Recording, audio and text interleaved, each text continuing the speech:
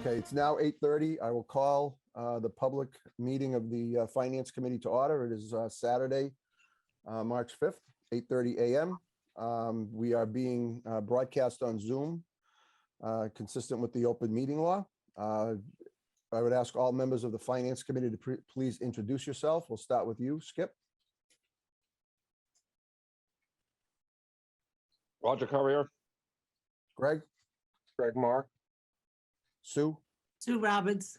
Angelina, Angelina Correa. Dan, Dan Kusher. and Andy. Andy Jefferson. And I'm Mark Haddad, Chair of the committee. I would entertain a motion to go into, this is a hearing, right, Sue? So we need to. It is open not, it is not. Oh, it's not, just a public meeting?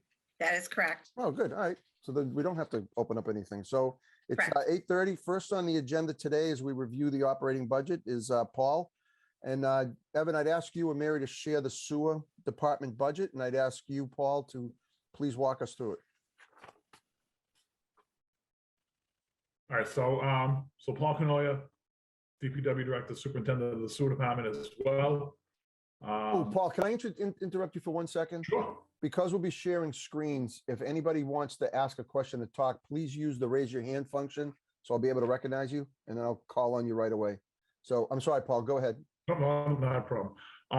Sewer Department budget is largely unchanged. As everyone is hopefully aware, the major expenses, energy, sludge disposal, and chemicals. We have zero control over any of those costs. So those specific line items are slight increases in each one of those.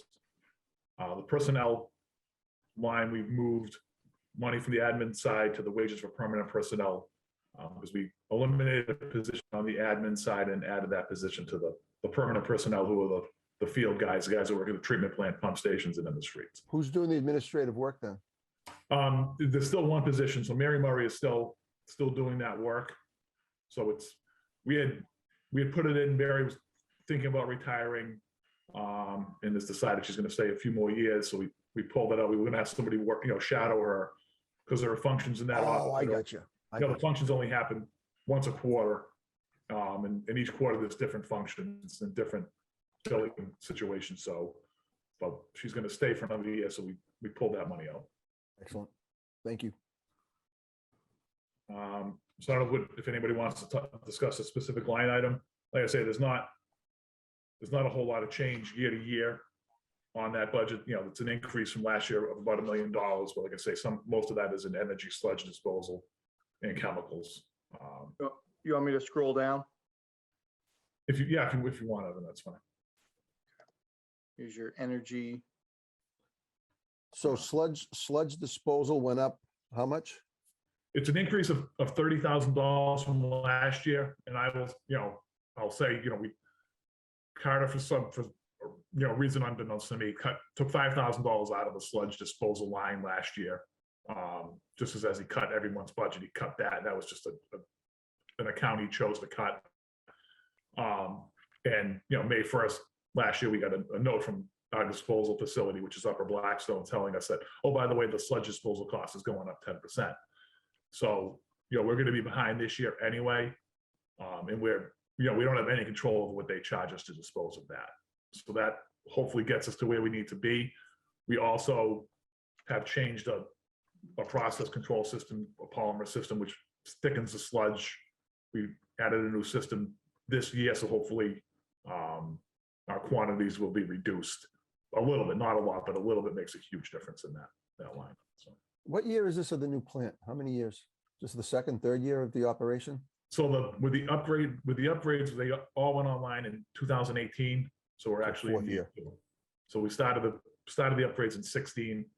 They were completed at the end of 2018. So everything's fully functional. So we have a real good idea now of what it takes to run that, seasonally, because the seasonal changes for every process. And Paul, operational wise, the new plant, things seem to be working exactly as anticipated. Yeah, it runs really well. The staff has a real good handle on, like I said, the weather has a great effect on how it functions, and we've got that. Now that we've in our really fourth winter of running it, we've got a good handle on where we need to be. Are there any questions of the Finance Committee in terms of the expense lines? Can we talk about debt, where we are with debt service? Sure. The majority of the debt service is SRF loans. So we've got, and Mary can jump in because I don't have those numbers exactly in front of me, but there was 22 million at 0%. That we did a lot of work to get the 0% financing. And the balance is at 2%. And then there are just some smaller loans that we have outstanding. I'm not sure what the debt service, is relatively the same every year. We've got the rates are calculated with that debt service in to cover that cost. So revenue wise, obviously you're taking enough to cover revenue. What do you have in your E&D account? Say that again. How much do you have in your E&D account? What's that? What's E&D? Well, your free cash. How much do you have in your? Everybody has a different term for it. I apologize. No, it's it's retained earnings, free cash, E&D now. I don't even know what that is. So there's around 4 million in that. At the last town meeting, we did move $1 million from that retained earnings into inflow and infiltration removal account that the sewer commissioners had set up. With all the planned development, well, we don't have an inflow and infiltration problem according to the EPA standards, but with the planned construction going on in the next few years, we need to really go at it and try and eliminate, a couple 100,000 gallons of inflow on the wet season. So what are you sitting now in terms of 20%, 30%? Where are you in terms of? It's less than 40. Okay. We did the flow analysis. And that's within the guidelines that the DEP or EPA, whoever sends out. Yeah, we're below the threshold that they consider to be an issue.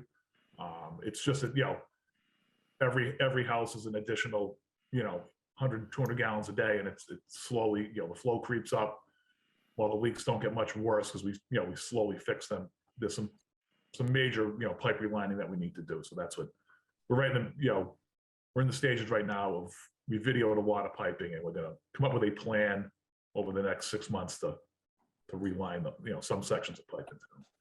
Awesome. Any questions from the members of the Finance Committee on that? Is there a capital, the sewer capital, do we want to cover that now, or do we want to just do all capital at once, Evan? What's your preference? Sorry, I'm eating a bagel. I didn't want everybody to Oh, watch. that's okay. Inhale that as I try to get. Do you put cream cheese on your bagel? How do you take it? Oh yeah, it's got to be. It's like 33% bagel, 60%. So you have the bagel the same way I do. I like that. That's good. Yes. So no, we can, Paul. Your capital for sewer. Do you want to just go through that now? The only thing that is on it is really vehicle replacements. Okay.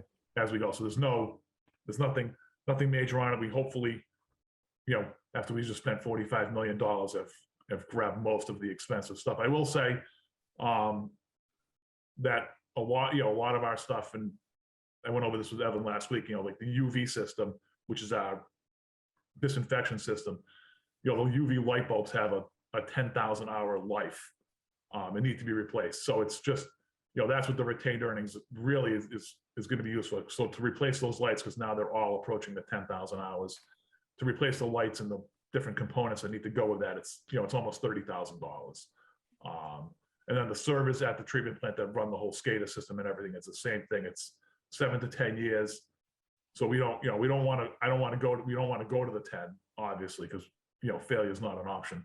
So it's, we're going to start that process as well. So there's a giant server rack that needs to be replaced. So it just, those will be items, but while they're capital, it's hard to figure the timing of them. The 5-year plan, it's tough to figure out when we're going to get to 10,000 operating hours. And it's kind of like the change your oil in your car light. It varies 6 months, and 4 months, and 3 months. So it's the intensity of the bulb also counts into that. So. Is there's no rate increase anticipated? No, the sewer commission is, back when we first started the upgrades, we set a rate goal where we thought we'd need to be. We're at that goal. And their policy was to try and hold that rate for at least 10 years. So we're probably in year 5 of the same rate now. So Did you time your presentation with the issuance of the sewer bill this week? I'm just wondering if that was timed. No, but if you're gonna complain that we don't send an envelope, a pre-stamped envelope, please send No, it. Please well, send if it. anybody, I got to tell you, I go online and pay it. It's just much easier. Why wouldn't anybody? It's 50 cents to go online. But I get, it's just, it's same people I didn't get my envelope again this time. But I will also, just as a note, let everybody know that we did, the treatment plant runs under a NIPD's permit that expired in 2018. So we run that permit, you run under the same parameters of that permit. So the new permit draft was issued. We got it last week. So we're starting the review process of that. There's not a lot of major changes, but there will be, increased testing requirements and reporting, but no substantive, water quality changes for us, which is great. So. Excellent. That's good news. Yep. Anything else on sewer, capital, expenses, bills? We all pay our bill this week, is that? Go ahead, Greg. So one thing we talked about in the budget review was last year they had talked about eliminating the transfers back and forth between the general fund. Paul, did you want to could you just explain what happened there? Carter last year had brought up, something I don't remember exactly what he said, but our process for the enterprise system and the transfers that Mary does for the money back for insurance for the treatment plant, the operators, vehicle insurance, other costs that we share with the town hall, that we were doing that improperly. And if Mary, and correct me if I'm speaking wrong, that, Mary and I did a seminar on enterprise systems, and it seems like we're doing it correctly, if I understood that. Yeah, so Paul and I both took an enterprise seminar with Mark Abrams last spring. And so we looked at how we're doing computing the indirect cost. And so previously they were all estimates. And so I know how to find the actual cost for some of these items, for insurance and the FICA. I can figure out all of that and the Worcester regional breakdown, so it was incorrectly computed, and we've corrected that. I believe Carter also was talking about moving the debt that we pay in the general fund into the sewer enterprise. It's fine the way it is. It's structured the way it should be. All the debt should be coming out of the general fund. We should be transferring it from the sewer back to the general fund, because that's how I have to report it with Department of Revenue. It's all in the general fund. When you did when you fixed all of that, did we find that there was more money in their retained earnings? Paul, I use retained earnings instead of E&D this time. Thank you. Was there more money in their retained earnings? Was there any shortfall? Did the general fund get a bigger benefit doing it the old way? And it hurt the sewer ratepayers, or was it just the way it was accounted for was the problem? I think it's just the way it was accounted for. Yeah, we didn't find a ton of money either way when we started more, I guess, finitely computing indirect costs. I think there was some minor stuff, but nothing appreciable for either budget. Right. Okay. So some things I've shifted, right? So if I know it's a direct cost, I'm like, well, why am I paying for it in the general fund? Let's just shift it all over to the sewer enterprise. And so we did that with a couple of items, like the bill printing, that was shifted over instead of adding that into the indirect cost. And then there was the sewer fees from the debt. I think that's what was being tripped up in previous years, but that's all shifted back over to the enterprise, so they pay those fees. Okay, good. That's good. It's good that we're accounting for it properly now. So that's excellent. Any other questions on sewer? All right, so Paul, we'll move to highway. Give me a second here to get this up on the board. Can everybody see the highway budget? Yes. Okay, so Kevin or Paul, want to walk us through this? Kevin, you want to start or I can, either way. And Kevin, you can jump in. There's, like I said, there's similar to sewer, there's not a huge change in the bottom line for the highway department itself. Salaries increases are all based on the contractual obligations of their group. The energy line, it's, we had no idea what it was going to take to run that building. Now that we've been there for a year, we know. So we're hoping that's the real true cost of running that building with electricity and propane. So compared to the old barn, which you really can't compare that Yeah. to a brand new building, but so you're looking at $100,000 annually to manage that building? Yeah. Is that what I'm seeing? Okay. Yeah, the large cost, Kevin's been working diligently trying to get the heat system programmed in. It's just, when it's occupied, when it's not occupied, the vehicle storage garage is obviously huge. The doors are huge. You open them, you lose all the heat.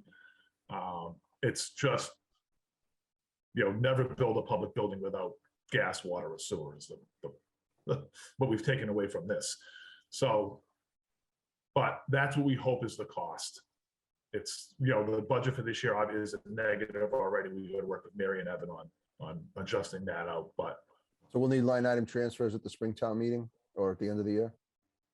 Yeah, without a doubt. Exactly. Evan and I have discussed it, but we all the time, because it's like, we know we're negative. We were almost negative from the start of the season. So it's. Evan, where would you get this kind of money? What's your plan? I don't know. Um, Mary, I- where do you want to grab it from? So I do have some funds that I can pull from. Like we didn't hire the fire chief, right? So I'll be stealing that from the fire department. And there's other things like my insurance came in a little lower, so I do have some money there. I will have the money to adjust that this year. And Evan and I know that energy is a problem. And so I've been, my office, I've been working on our net metering credits and the contracts and my Schedule Zs. I'm getting them reallocated. So now the new buildings will be a part of it. And so Kiraj is making the Schedule Z change in the upcoming month. And so I'll have the DPW building on and the library building on, and hopefully that will alleviate some of the pressure. Yep. All right. It should, if I can Go jump ahead. in, so that Please. should help stabilize our electrical costs. That's what the Schedule Z is for people that don't know. So Schedule Z is for your net metering credits and how that's expended. And Mary, we are expecting a check from Grid from the previous allocations that were not incorrect, but hadn't been adjusted in some years. And I think that's around $100,000 we'll be seeing. No, I'm expecting 250,000 Oh. Okay, then, so- in National Grid refunds because of allocations of net metering credits over the years. Who was responsible for that previous? That there was such a discrepancy? I don't think anyone was responsible, and that's the problem. Ah, I gotcha. it seems like they entered into these agreements and set, where they wanted the credits to hit and then just let it roll. So, net metering credits, especially with today's energy prices and fluctuations, and you're bringing new buildings online and old buildings are coming offline. It really needs probably an annual adjustment to make sure that you're allocating credits properly. So, if you get 3, 4, 5 years down the road and you haven't done that, you can build up some. And they'll a large amount of retroactively, excess funds. they retroactively go back on the credits? No, so we just tell them we want that as a check. Oh, gotcha. So it just builds up in all the accounts. Mary has to go through and figure out where the overages are, and then it's a process because Mary, you've been working on this for quite a while. Even when you establish how much we're owed, just to get a Right. check out of grid is not, it's not the easiest process. Okay, thank you for that. Thank you, Mary. So everything else, you pretty much, we see an increase in tree trimming. Is this, I remember last year we had a big debate on setting aside money for tree removal. And we tried to, so this is now in the budget permanently. We're not going to be transferring money in and out. This is the number that we want to deal with. If I remember from last year, am I misremembering that? You know, again, it's, you know, we talked about this yesterday with Sue, Dan, and Greg. It's, you know, we keep increasing it. We had the town meeting warrant article a few years ago that put a ton of money into trees, and it's high. It's a moving number. Kevin's list is down to 0 trees that people have called after the next time the tree company's in. But you know, we drive around like this. You know, it's just there's, you know, I could drive down George Hill and find, you know, $100,000 worth of trees that we really should look at. And the other thing was, like I was saying to them yesterday, that we're all, I guess nobody's ever considered, is, you know, every piece of town-owned property now in these subdivisions, you know, that town-owned property is wooded, and those trees hang over people's backyards or over their houses from the side. And it's, you know, those are also now, you know, obviously our responsibility. So, and a lot of times we can't get a truck there, so we have to hire somebody to climb those trees and pull those trees down. We don't have to dispose of them. Conservation wants them left in place, but it's just getting them down, and they're all, you know, they go to the sun, so they're all hanging in the wrong direction, you know, over somebody's $100,000 pool or something. So it's, or their kid's swing set. So that's also becoming an issue. So is $100,000 going to be a number that we need? No way. I mean, we'll as soon as the trees don't leaf out in April, Kevin's phone's going to, you know, ring off the hook and saying there's a dead tree in my yard, and we got to, you know, so that's what I said. We prioritize the ones that are, you know, every tree that's going to fall on the road could hit a car at any time. So we, you know, we go to the ones that are going to hit a house, or, you know, or for somebody's pool or swing set or something like that. But it's just, there's a lot of dead trees. No, it makes sense. Can I jump in there just for a Please. sec there, Paul? So, I mean, at 100,000, I mean, I think we're making progress. From what I've heard and seen from driving around, I mean, that number probably needs to end up as an annual amount at, you know, 100 and a quarter, 150. And I think we just need to, you know, we'll increase that next year and the year after, and try to hit whatever target makes it feel stable. If that's no, that makes sense. I'm glad we're putting the money in there. Greg, go ahead. So I was really impressed by the cost saving measures there that you talked about yesterday. Could you just tell the rest of the committee about that? Kevin, jump in on that. That's you did the hiring and the firing. So go ahead. Kevin? You're still There we muted. go. All right. The company that we had before, I was just very complacent with them, and realized, yeah, no, they cut down 3 trees a day. That's normal. And I ran into a little issue with them and a homeowner, and ended up firing them and getting a new tree company to come in. And I gave them a list, and I had them for 3 days, and the list was supposed to be 3 days of work. And they called me at 1 o'clock at the first day and were like, where do we go now? And I'm like, you've done that list already? And they're like, yeah. So whereas they cost a little bit more, but they get 3 times the amount of work done, and extremely efficient. And yeah, very happy with them. Very responsive, always call back. And they're the reason why we have whittled down this list. I got 2 more trees left, and they're coming down this week. Excellent. So it's safe to say on the highway budget, the major part of that 10% increase is the utility cost of operating the building, and then you have your contractual obligations. But the reason this is a 10% increase is mainly because of that $70,000 increase for utilities of the new building. Is that a fair Correct. statement? Yeah, that's, we've, like Paul was saying before, I am constantly at the computer with the heating controlling system, getting everything just so it's just at the point where it's comfortable. You know, there's occupied, unoccupied, different temperatures, and I'm yelling at everybody for opening doors. We've replaced gear sockets in the doors to make them go up and down faster. And at the end of the day, we're almost just to the point where it is what it is. It's an enormous building. Yep. And yeah. Right. Go ahead, Skip. Yeah, my only question is on the energy thing, and Mary may have been talking about it, but are we also contemplating a fairly healthy rate increase from recent events as opposed to when the budgets were prepared? I'm sure everybody's seen increased energy costs over the last month.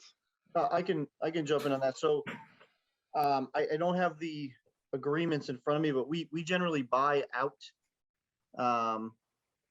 in advance so that we're insulated a bit from spikes and fluctuations.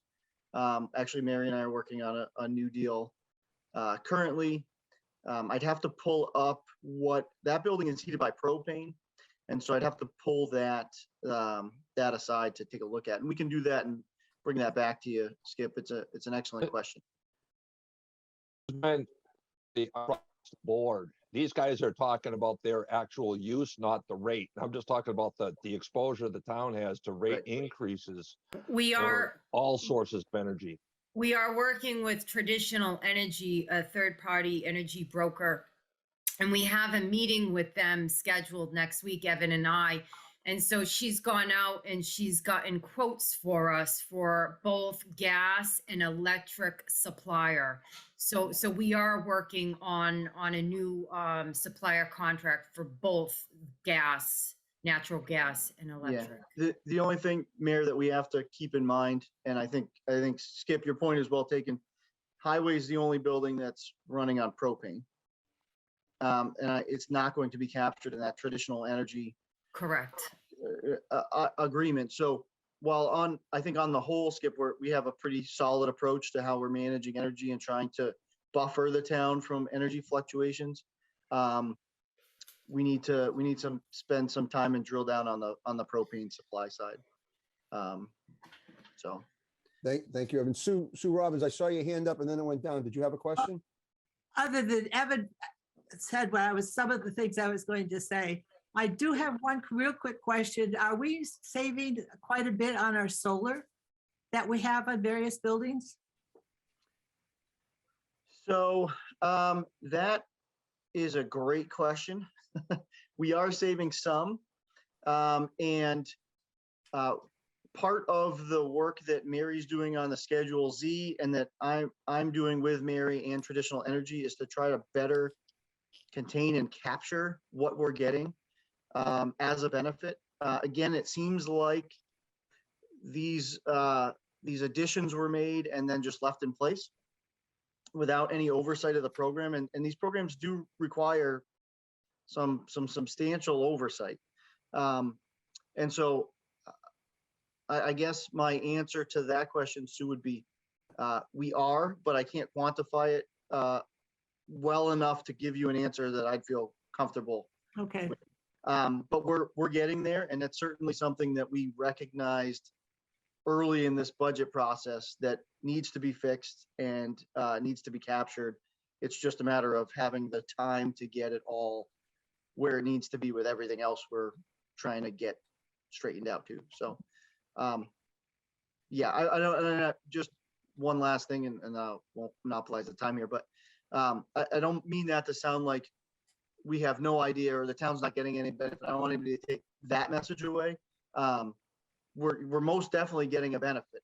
I just can't give you a definite number of what we're seeing. We have to spend more time on MEI, which is Mass Energy Insights, and figure out what credit's going where and when it's selling off to the grid and all of that stuff. So it's coming.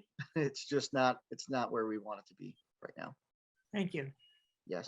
So manpower wise, Kevin, how is the department operating in terms of the employees within the highway department? Comfortable level, bad level, need more, need less? We're right at the boiling point. We're managing right now, but in the near future, as the town accepts more roads, we've got more to maintain. We're gonna need some more help, definitely. But we're managing right now, but definitely in the future. So snow and ice this year, how are you doing? And did you have a problem getting private contractors to come in Oh and my help? God, And yes. were you paying a premium? No. We just did our regular advertising and I think I had one new plow operator, and the rest were from the previous year. But yeah, we're probably operating at 25% of what I'm used to, and all the guys are just picking up the slack and doing what we can, to get it done. No, I appreciate that. Mary, are we in deficit on snow and ice? No, That's awesome. How close are we? I'd have to check the fig. Hold on, I'll get back to you. Thank you. I appreciate that. It's just. Mary, I wanted to have it. understand. I have it because Jared sent it out on date he sent, whatever day he sent the reports out. So Jared's report was the second. So we're $46,000 over, which for this time of year, isn't bad. Okay, so the reason I asked for that deficit is usually we clean out the deficit at the end of the year through line item transfers and the like, and I know we need to come up with extra money for the energy budget. Are we gonna have a problem covering the snow and ice deficit in this budget, Mary? No, Okay, not if it holds where it's at. okay. I love your confidence. And then, so Mayor, did we discuss doing it as a line item transfer, or did we discuss?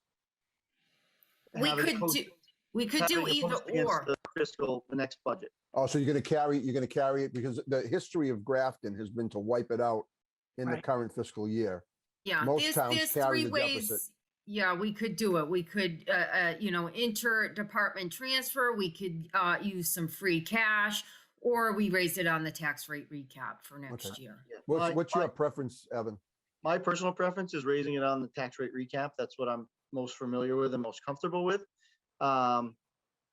However, that'll be something that Mary and I work out in the coming months, because maybe Mary has a different perspective on that we haven't drilled down on. So. All right, Sue, did I see your hand up again? No, I was just gonna tell Paul that, because he had mentioned to us they had a deficit yesterday when we were with them, so. that All was- right. And 46,000 as a deficit, in March is Is excellent. Is pretty good. excellent. Yeah, Yeah. no, great job. Great job. Any other questions for the highway? Kevin, thank you so much for taking time out of your Saturday to come see us. I really appreciate it. Hey, Mark, Absolutely. Yep, go ahead. before Kev gets excused, I just want to say, so the other day, we were having a conversation about replacing a snow plow. And one of the things I wanted to mention, doesn't really matter about the snow plow itself. That's, inconsequential, but we have a plow that requires a lot of downforce. So it goes through these plow shoes, and the shoes are crazy money. And so, the Kev is doing calculations and figured out that, while a new plow is $20,000, in 3 years our ROI will be totally exhausted. So if you switch up to a new plow that doesn't require the downforce, requires far less replacement of these shoes, we're actually going to be ahead of the game in, say, 3 years' time. And what I wanted to point out is that that's exactly what we're looking to get everyone on board with looking at from a return on investment standpoint, is that you spend the money today at $20,000 and 3 years from now, it's all gravy for the taxpayer because you're not replacing these shoes every 6 months. It's exactly what we want people to be doing. And I think that's really great. No, that's along the same lines as your plan with the vehicles and getting more efficient vehicles. I like the way you're thinking on that. That's really smart. But moving forward. I just wanted to mention that because I was really appreciative that, Kev took that ball and ran with it and seems to be doing that all over the place. And that's really what we want to be seeing happen. So it's awesome. There's no running, walking. Yeah. He took Maybe that ball both. and walked with it at a medium. Yeah, moseying. That'll keep our workers' comp people happy, Kevin. Good job. Kevin, again, thank you so much for taking time out of your No problem. Saturday to join us. We really appreciate it. All right. All right, so next up, I see Brian is here, and next up on the schedule is the engineering budget. Give me a second here to get it up on the screen. Brian, thank you for being here. If you want to walk us through it, appreciate it. Is Brian here? I saw his name on the screen. Yeah, I saw him as well.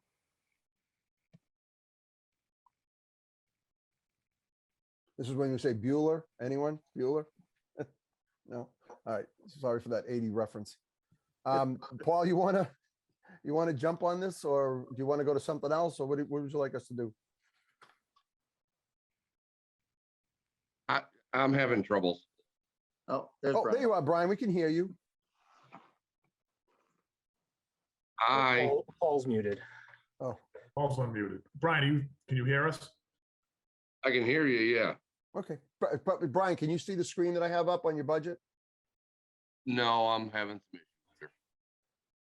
All right, Paul, do you want to walk us? Is that all right, Paul, if you walk us through and then Brian Yeah, can it's jump fine. in? If Brian can get back on. So obviously Brian's budget is, it's not very large.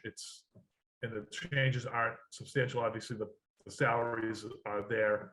The professional and technical increase is the big increase in his budget, and it's all driven by the MS4 stormwater permit and the VHB consulting fees that we use them for. It's, sampling the outfalls, the catch basins. Kevin's assigned one of his guys to work with them doing that sampling, but it's the reports that are required. That permit, we're in year 5 of a 10-year permit. And We're in full compliance? we're in full compliance, but the costs increase every year to get to we're in full compliance for year 5, I should say. We're not in full compliance with the end of the permit, the 10-year life of it. There's some phosphorus reduction plans we need to do for both the Assabet River and the Blackstone Quinsigamond rivers, which are going to be costly. In while Assabet River, the Assabet River, the north side of town, the northeast side of the town, Tufts, end of Adams Road, Old Westboro Road, that water flows towards flows north to the Assabet River drainage system. So we need to do a phosphorus reduction plan for that river basin and the Quincy Blackstone River Basin. Now, So- I know I brought this up in the past, and Evan, I don't know if you were here when I was. mentioned this, but we created an enterprise fund in my town for stormwater to comply with the MS4. And we set up a budget and we send out an annual bill to every improved property in town, a house or a driveway or whatever, vacant land that doesn't have any impervious structures on it. We don't bill, but there's like 4,100 or 4,200 properties that are affected by it, and each property owner gets a bill for $50 for the year, and it covers the entire cost of the MS4 compliance equipment. We have a capital fund where we bought a new bucket truck. We're going to buy a new street sweeper through that as well. Has there been any thought about creating a stormwater enterprise to help offset these costs? Because I think, Paul, you're going to see this go up every year. It's not going to ever get cheaper. No, we recognize that, there's $300,000 just to design those phosphorus removal systems Yeah.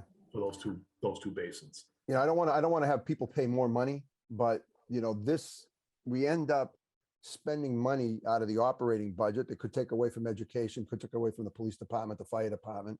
Have you given that any thought, Evan? Yes. Yeah, Mary and I, after you mentioned it, throughout or at some point during the last budget process, it's definitely something that we're interested in. We just haven't gotten to the point where we can get it stood up and get the political backing that we need to do that. But it is something that I think we need to look at because, if you look at the amount of growth happening in Grafton, and every single thing we touch requires, MS4 oversight, and every catch basin and every outfall, it just grows and grows and grows and grows. And like you said, it impacts the budget in ways that, I don't think the average taxpayer is not thinking about that. If you spend $391,000 on 2 phosphorus or catch basins with phosphorus removal technology or whatever it winds up being, that's 3 police officers in theory. That's or 3 teachers or whatever. That's Whatever you want to pick, right? And unfortunately, you have no choice but to comply with the MS4 requirements. And so you have to spend the money. If you don't spend the money, you're going to get fined by DEP, EPA, and it's just going to be a very ugly situation. So just something to consider. Greg, you had your hand up? Yeah, so I asked Paul about the Central Massachusetts Regional Stormwater Coalition, which is showing as new, and he said that's not a new one. And I'm guessing it's that 1, 2, 3, 4, 5, 6 account number showing there so this is something that's been there in the past, but it's just needs to be put in the right account somewhere. Yeah, that was me. So anytime you see an account number that doesn't look like all the rest of them, that's me doing that. And then Mary looking at the budget and saying, what the heck is this guy doing? Because usually I'm doing that at, 1:30 in the morning. And I'm like, I'm going to keep pushing numbers until I can get this thing to accept it. So that is just me culling that out so that it lives on its own line item. 1, for transparency, and 2, so that we make sure that we are budgeting for that properly each and every year. What do we get for this being part of this stormwater coalition? What does our $5,300 get us? It's training.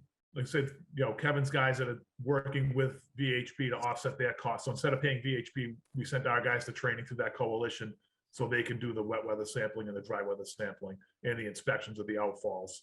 And then there's the storm scepters that need to be cleaned. It's getting the guidance on how to do those, and then a lot of the public notifications that we're required to do, like they pop up on the Facebook page with the little duck in it.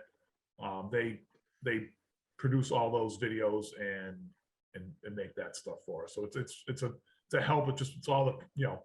It's all really almost every central Mass town contributes to it, and you can feed off of everybody else. So you're not trying to reinvent the wheel. You just use somebody else's idea. So it keeps us in tune with what everybody else is doing.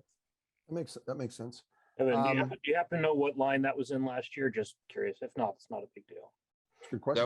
That was paid out of my professional technical last year, 5,300. All right. Yeah, Thanks. and one of the other reasons we decided to cull it out of there is that when it just sits in a generic P&T line, you're generally building your P&T so that you can anticipate fluctuations you might have, or it might eat up a little more one year and you might be a little less the next year. Whereas when we know what the coalition number is, it should really just sit on its own line. One thing you'll see from us throughout the budget as we go, we're going to be slowly, I would say over the next couple of years, dismantling the P&T lines into a little bit more transparent way to budget. So the I MS4 like that. increase is probably 25,000 instead of the 20,000 that it looks like. correct. Yep. Thank you. Any other questions on the engineering budget? All right, Brian, thank you so much for taking time out of your Saturday to come see us. We appreciate it. Oh, no problem at all. Sorry about the technical difficulties I had. Don't worry about that. I'm gonna probably be losing my connection any minute now and probably make everybody happy. The meeting will go quicker.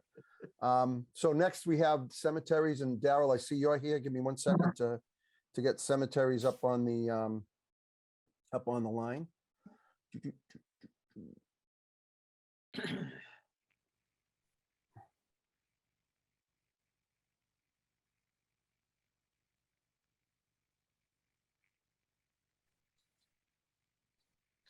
Can everybody see that all right? Yes. Gary, you want to walk us through it? Please. Yeah, sure. So, as far as the operating budget goes, there really hasn't been any significant changes. It really is just personnel and wage increases from our GMEA employees, as well as our seasonal employees following minimum wage laws and increases that way. And just excited for another spring season coming up. So there's been it doesn't look like there's any real major increases throughout the budget. It seems pretty basic. Just normal increases that you see. Yep. Right. Very straightforward budget. Does anybody have a question? So Dal, you had the fun of sitting through everything else for your 30 seconds of fame. So thank you so much. Thank you so much for being here. I appreciate it. Wonderful weekend. You too. Thank you very much. So we are way ahead of schedule. So Paul's here. I don't want to keep Paul longer. So we'll get right into the fire department budget. But Sue Fiacco, can you do us a favor and call Chief Crapo and see if he can come in a little bit earlier? Because I have a feeling we're going to get through the fire department budget and it's not going to take an hour. I think I could be wrong, but maybe. Sue Robbins, go ahead. I just want to praise Paul for handling all these departments. He made our job easy yesterday because we only had to meet with him once because he had all these departments, but he's done an excellent job. And he mentioned yesterday when we were meeting with him, there were 5 people who run the sewer department. And how much millions does you get that they're covering out of 5 people from the I sewer? guess I don't understand. What's the question, Sue? How you've got 5 people and you bring in what you do $55 million worth? No, it's the operation, the 50, Right. $45, $50 million worth of improvements and those 5 people running that facility. And, we did all those improvements, with I hope nobody in the rest of the town noticed that we did them all. It started, stopped, and there was no rumblings. There was never a spilt drop of water, and there's a staff of 5 people that do a phenomenal job, and it goes on unseen, which is great, which is what is our goal, it's a public works. Right. It's the definition of public works, really. Get your work done, get it done professionally, and move on. I will say, just as a cut to everything on the public works side, Kevin's guys do a great job, the mechanics do a great job, but that, with that budget, as he was talking about, even with the staff, it's the breaking point of everything. We've level funded for, my years that I've been in this position, and, a brake canister on a dump truck that used to be $40 is now $80. And, we're using the vehicles more. There's more demand on the staff, but we don't have any more money, and then inevitably, that's going to come back and bite us all in the butt. Level funding every year is just it's not cutting it for us, and it's I don't know where we get the funds, but it's something that we all really need to consider. When we talk about the snow and ice, Kevin and I have just, gone to a bunch of seminars on winter road treatments, and, we've bought segmented plow blades for the trucks. We've slowly reduced the amount of salt we put on the roads, which is why the budget is, the salt cost went up, I can't remember, 50%, $20 more a ton.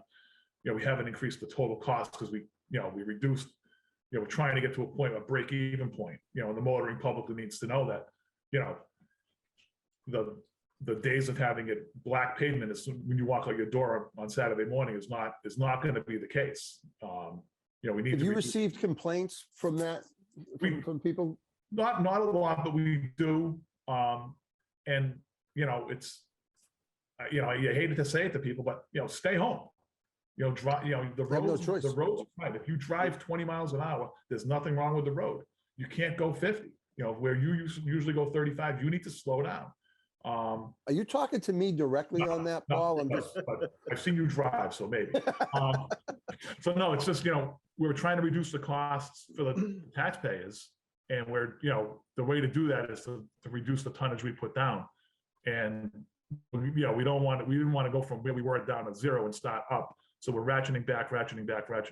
But people, there's some responsibility that goes with having your driver's license and slowing down when it snows is one of them. I And agree people need to realize 100%. it. So- Evan, go ahead. Yeah, I just want to say, so I've gotten several complaints throughout the winter that, is pretty expected. That's par for the course for being a town administrator. But each and every time that I've looked into it, I think our crews are doing exactly what they should be doing.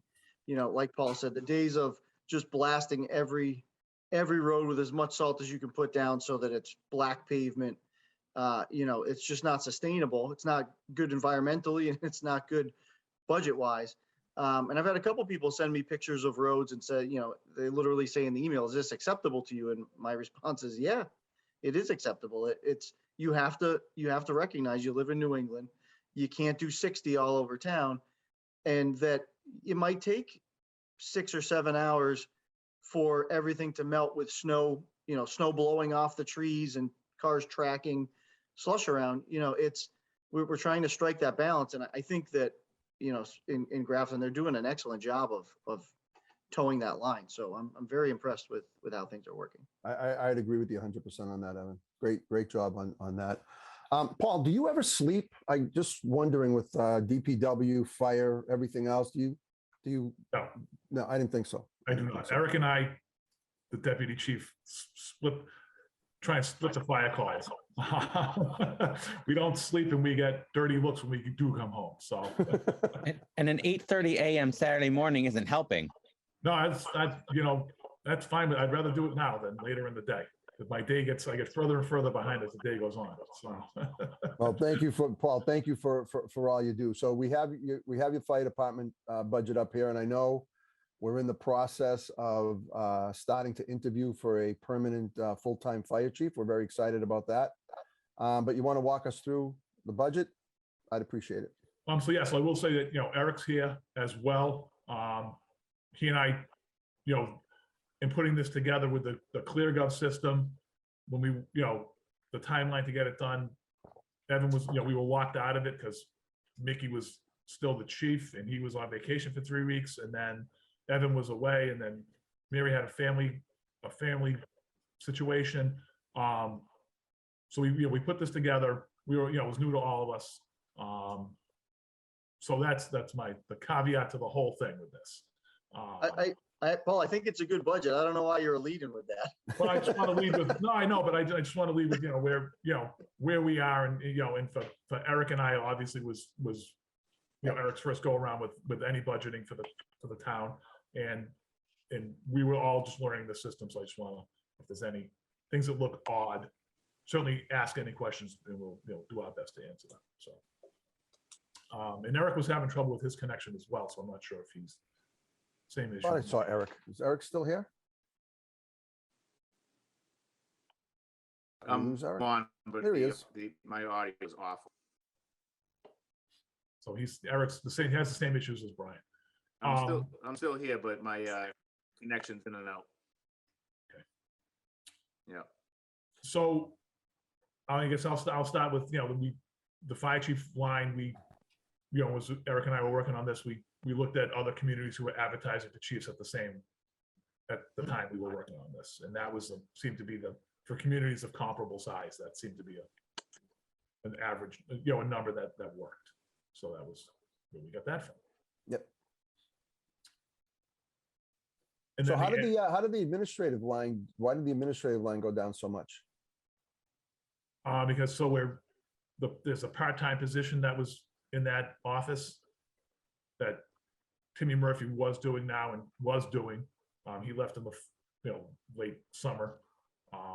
We hired Janine Grabeau, and Cheryl is just transitioning her into that. So once end of the fiscal year is here, that position, the part-time position will be eliminated. Okay, so that was more for transitional than anything else? Yep. Well, it was the part-time position had been there for forever. Oh, okay. So we eliminated that for the next fiscal year. And, with all the stuff that, Eric and I have been working on, getting all the electronic reporting systems in, personnel calls, reports, all that stuff. With the firefighters doing that in the office, doing those reports and just electronically submitting them to the office. It certainly should lighten the workload for Janine. So the part-time position shouldn't be necessary. Okay. So within the firefighters line item, we have the full-time fire prevention officer, the call deputy, 3 captains, 6 call lieutenants, and then up to 51 call firefighters. How many call firefighters do we have right now? I should know that. 40, since Eric can't talk, 40, between 40 and 50. It fluctuates. We have the 2 new guys. I hope everybody saw it on Facebook. I did. That was very nice. That was a nice announcement. Yeah. So, those two guys come on. The ad we just put out we've got 3 new recruits from just a job posting that we put out a month ago. So we're in the throes of making a recruitment video. So hopefully we get more people, and that's the hope. Excellent. Does anybody have any questions on the salary lines within the fire department budget? Go ahead, Sue. I don't have any questions, but I just want Paul to talk a little bit about, they're putting together a video for recruiting that will help recruit for the town for some new firefighters. And I think they have some other goals that they've set for the fire department, which I think is good. The fire department is making progress and moving forward. So I just wanted to mention that. Yeah, so we met with, Bob DeToma, who I'm sure, hopefully you all know, the digital media director. So he's going to produce the video for us. He's got a lot of great ideas. And so he's, guiding us along. So we're going to start actually next Thursday with the stuff that can be filmed indoors. And, once a little bit better weather is, we'll move out. So hopefully that gets us some more additional people in this, on the training side, the training fire prevention officer and the lieutenant have put together a training program based on the selectmen's guidance to us on what they expected to see going forward following the MRI report and stuff. So that the cost, with the increased training that we are all aware we need to do, that should be the cost on that. So. Anything else, Sue? No, that was, well, when we get to expenses, I just wanted Paul to, because we asked him if there were anything future that we needed to kind of keep an eye on, and I think he'll bring that up about the towers, so. So let's go right into, that's a good segue, Sue. Let's go right into expenses, Paul. Again, not, the repair and maintenance line, Eric and I were working on this. If we move down to that one, it's an increase. It looks like a lot, but the NFPA guidance for, pump testing and aerial ladder testing, would like to, we want to obviously fall in line with that. And our goal would be to test, 1 or 2 pumps a year, the aerial obviously as it needs to be. And so the line item wouldn't fluctuate a whole lot. It would kind of be consistent. We wouldn't be looking for 70,000 one year and 30 the next. So our goal is, we're doing 2 this fiscal year, 2 next fiscal year. We overlap with that.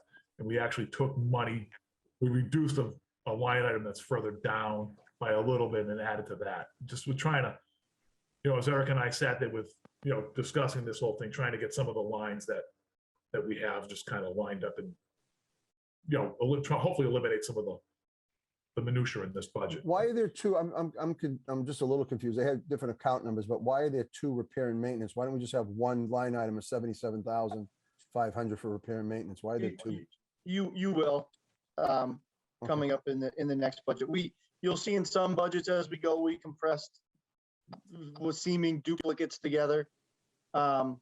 With the timing issues that Paul led off with, we just didn't do that in this budget. I could go click that button right now. But it just, I didn't want to throw another curveball for the people that were doing their level best to get it straightened out. This repair and maintenance, that 77.5 is just everything Paul just covered for us, right? Exactly. Yeah. Okay. You'll see that for whatever reason in a number of budgets. Understood. Some of them I compress, some of them we haven't yet. And I'm going to point out each one, Evan, and make you give that same explanation over and over again. I actually fully anticipate that. Yeah. Go ahead, Greg. Just noticing that the names here are shorter than in the back end budget. So one of those does show as equipment and one shows as vehicles. If you look in the other interface, so it is a little bit clearer there. It does. I will just note that there's still no difference. We can still compress them into one just repair and maintenance line and let them manage what they're doing. So, and you'll see in some other budgets again as we go that some of these lines then they'll have a subset, and that's what it should look like going forward. In future fiscal years, is that it'll say repair and maintenance, and then it'll show, it might show vehicles, it might show, hose testing, but it'll show a breakout of what that's supposed to look like. Awesome. Any other questions on expenses within the fire department? Other than Paul mentioning to give us heads up for the future years about the radios. And I wish Eric's connection worked. So the radio system, fire-wise is not good. It certainly needs to be upgraded. So getting there, and so it's to get the radio system to where it needs to be. It's going to be, Shrewsbury just did it. Like Eric said yesterday, it was $5 million for all Shrewsbury's upgrades. So Eric's been working with our radio consultant on what our needs, and try and hopefully coordinate with the police department as well. To just up, Grafton's a real tough community radio-wise because there's just so many hills and valleys. Well, they don't seem like there's a lot. You just, the radio transmission won't go through a hill. So we're trying to, let's say it's on. Eric knows a boatload more on that. I don't want to speak for him on that because I haven't spent a whole lot of time. He's been on that, so it's not my thing. It's just it's going to be an expensive endeavor for both the police and fire. But would hope we'd be redundant with both systems. And like I say, Eric's been working with Chief Crapo and different radio people for that. Greg, before I call on you for your question, Evan, I would imagine you're going to fit that into your capital budget down the road, correct? Yeah, probably.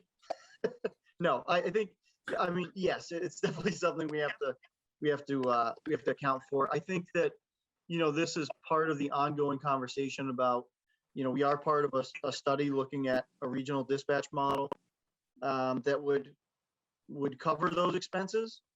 And so, that's going to be something in the next couple of years here that Grafton's going to have to take a hard look at and weigh the pros and cons and decide which direction it wants to go. Because I know that, our towers, model, repeaters, everything we've got is antiquated and needs to be upgraded, as well as all our mobiles. And so we're gonna chip away at that, but I also think we need to look hard at whether or not we want to enter a regional model that will fund capital upgrades. I will tell you, we just had to replace all our towers. It was $1 million to replace 3 towers, and we were able to procure a state grant for $420,000 of it, and it helped because we are a regional dispatch center getting that grant. Yep. So I applaud the effort to look at regionalization. I think you need to, because that'll free up more money. You'll be eligible for more state grants through the 911 process by being a regional facility. And it'll open up some of those grant opportunities when you do the tower project to get those state grants. So I'm glad that you're going in that direction. Greg, what do you got? I just want to comment that Eric did mention that $5 million for Shrewsbury yesterday, but he did say that was a top of the line system and covered the entire town, including schools and police and fire and everything. So hopefully it will be a bit less than that on our side. Gotcha. Okay, so the overall fire department budget is up 12%. The $100,000 on the equipment, this is what we put in the budget. We were going back and forth a couple of years ago. This was the free cash versus do it in the budget, part of the override, not part of the override. Is that this 100,000? Yes. Okay. I'm glad Yeah, to see and it's in the budget. yeah, and after discussion, the last fiscal year, Mary and I had parked it there, as we discussed, and we're just gonna, I don't see that changing unless we have something catastrophic happen, but. Okay. All right. Any other questions on the fire department budget? Paul, thank you so much for taking time out of your Saturday to cover all the budgets that you did. Very informative, great budgets, great presentation. Thank you for answering all our questions. I really, really appreciate your time. And not a problem. Eric wanted me, we've been texting back and forth during this whole thing. Just, thank you guys too. And, sorry, his connection's horrible. Well, hopefully next year when we do budgets, if we're all here, we'll do it in person so we won't have these connection issues. Oh, Eric, Kevin, Darryl, we're much better in person than we are on TV. I think that's a subjective opinion, Paul. You want to see a clown show, where are your people? So. All right, Eric, Paul, thank you so much for your time this morning. Have a great rest of your day. All right, if anything comes up and you guys have any questions, just, shoot Eric and I an email and we'll get back to you for sure. So Awesome. awesome. Thank you very, very much. Adios. Sue, any help, any luck getting hold of the chief? I have a message into the chief and nothing yet. And We can move Jen, everybody up. yes, Jen is also running late. Okay. So we have a message from Jen. So maybe you want to jump to minutes? And Yeah, why don't we take care of stuff that we have while we're waiting for the chief, and then we'll take a 5 or 10 minute break while we wait. So we have minutes for approval of January 19th and February 9th. Are there any questions? If not, I'd entertain a motion to approve those minutes as presented. So moved. Thank you. Is Second. there a second? Thank you. Any further discussion? All those in favor by roll call, Skip?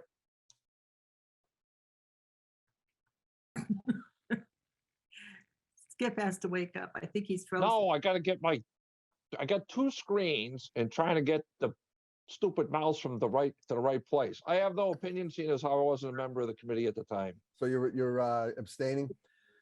In other words, yeah. Yeah, Greg, Aye. Sue, Aye. Dan, Aye. Heather, Aye. Angelina, Aye. Andy. Aye. Mark, aye. Okay, those are approved. We have two bills, one for Gatehouse Media for our legal notice publications. Sue, how much is that for? The that one's on hold. That one did not come through. I'm sorry. All right, I'm sorry. Yep. All right, the IBA print shop for the nameplate, I expect that's for Skip. That's for me. For Greg. Oh, for Greg. I And the got amount mine of- from the last two times, I Mark. expect Skip to bring his own nameplate back. I've got mine for the last He two times does. and from work. Okay, I move so we pay that bill. Second. all those in favor by roll call, Skip, Aye. Greg, Aye. Sue, Aye. Angelina, Aye. Dan, Aye. Heather, Aye. who did I forget? Andy. Andy, Aye. Dan, did I say Dan already? I did, sorry. And Mark, aye. Thank you. So now. I'm happy to vote twice. Thank you, thank you. Well, Sue, all of a sudden I was going in order and then all of a sudden the screen share came up and I Oh, sorry. I lost my mojo there for a second.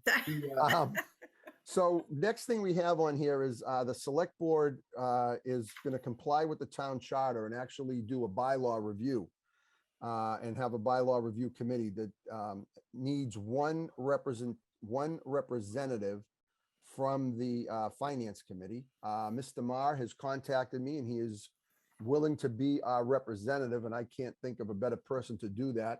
So I would entertain a motion to appoint Greg as our bylaw review committee representative, unless there's somebody else out there dying to take it on. Not all at once. So So moved. moved. That's the quickest motion I've ever seen in my life. Is there a second? I'll second Sue's motion. Okay. All those in favor by roll call, Skip,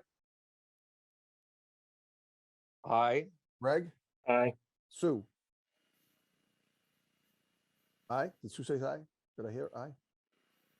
I heard Greg say aye. Oh, yeah. Then Sue, are you in favor? Aye. Dan, Aye. Heather, Aye. Angelina, Aye. Andy, Aye. Mark, aye.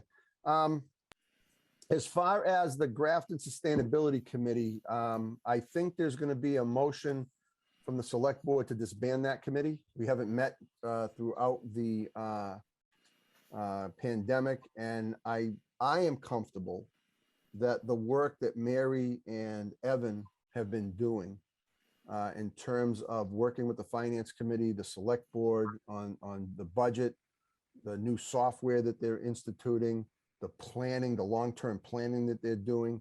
It was all things that the sustainability committee was supposed to be doing. And I am really pleased with the work of the administration and the select board on this moving forward. So is there an objection from the finance committee if the select board did disband that committee? Are we comfortable with the way things are going right now in terms of planning and the like, or is this something that we want to ask the select board to continue on? I'm in favor of disbanding, and I think what Evan and Mary did in the short time has been remarkable. So I have no problem with expanding it. Yeah, I agree 100%. Sue, Skip, you agree? Yeah, yes. I think the fact that, one of the things that Mary and Evan have done that we Angelina and I sat down with them to go over the budgets. And one of the things I was very impressed with is the ability to look at the override that was done and make sure that we're spreading it out as long as we can moving forward. And they've done a really, really good job, in my opinion, of doing that. So I definitely see no need for us to oversee. I think the finance committee can continue in our role, working with Evan. The fact that him and Mary at all our meetings, answering our questions, providing us with that type of information is exactly what we needed. And I think that's what led to the creation of the sustainability committee, because we didn't have that. Now we do. So I'll stop talking. Does anybody else have an opinion? Go ahead, Dan. So I think if I remember it correctly, I think the Sustainability Commission was supposed to be a little bit broader and kind of do more like benchmarking and comparisons and see, kind of take a more systematic approach, like systematic and publicly visible approach. Not to say that what Evan and Mary are doing is, like secret, but it's just, it's staff working, quietly behind the scenes. I do think that's fine though. I think the GSC, it sort of feels like it got thrown way off track by the pandemic. It did. Like any, benchmarking comparison stuff done prior to the pandemic really is just it's historical information now. So everything's just totally different. And after the pandemic, we don't know if it's going to be relevant. So, I agree with you, Dan. And if there's a reason to bring it back up, we can, the select board exactly can definitely do that. So, right. All right. Angelina, did you have an opinion on that? You were on that committee? Yeah, I think that it was formed because we were having trouble getting information from the administration, and we were having trouble figuring out the direction that they were going in. And once Evan came in, it's been very obvious the direction that they're going in. They've been completely transparent with us. Like it's just it is a totally different situation now than it was when that committee was formed. And I feel like this administration is looking at all of the things that we were concerned about. And they're doing it, from a point of they can actually make the changes instead of us coming to them and offering suggestions. Like they're actually in the position to make the changes and to really understand the scope of all of it. So yeah, I'm totally comfortable with this administration. It would have been a very different conversation prior though. So I do have something to add to that. I think that we had a hard time sitting and having meaningful discussions with the prior administration. I think there were some personality issues, but the second thing is I think that this system that we have today is a hell of a lot more user-friendly and we have a lot more access to it and can find out answers to questions that we have a lot more readily than we could in the past. From what I understand, that old system, whatever they were using, actually kind of crashed at the end of last year. And just to get everybody on the up and up on the utility bill work that Mary's done, that's exceedingly difficult to try and square away. And it would take 10 minutes to explain what's going on with all the, at a high level, and everyone's head would be spinning. So that she's got them to cough up $250,000 is kudos to her. I Skip, I couldn't have said it better. I agree with you 100%. And to back up what Angelina is saying, just the flow of information, the fact that Evan and Mary at all our meetings is just tremendous. And I couldn't be more happy with that whole process. Go ahead, Greg. There's another example is the recent salary and job position study, which is something that we were able to get done, but the GSC just never would have had the resources to go around to all the individual communities and do that kind of thing themselves. So that's a good point too. That's an excellent point. All right, then the last thing that we needed to talk about is the Finance Committee vacancy in Precinct 2. That has been advertised. I can't remember, Sue or Evan, do we know when the deadline was for those to come in? Go ahead, Sue. Yes, it's the 17th is Okay. the deadline. And we are, right now, there's one applicant, but it's from Precinct 1. Okay, so And it has to be Precinct 2. Precinct 2, right? We do have a vacancy in Precinct 2. So all precincts need to be represented. And so there's So that's where nobody. we're at. That's where we're at right now. Okay, so hopefully somebody from Precinct 2 will jump on board and then we can go through a process. I see the chief has joined us. Does anybody want to take a 5-minute break now that we got the chief here? Or do we want to just jump right into the chief's budget? We ready to continue on? All right, so let me, morning, chief. Thanks for coming in a little early. Appreciate it. Not a problem. Let me get your budget up on the screen here. Thank you, Chief. My pleasure.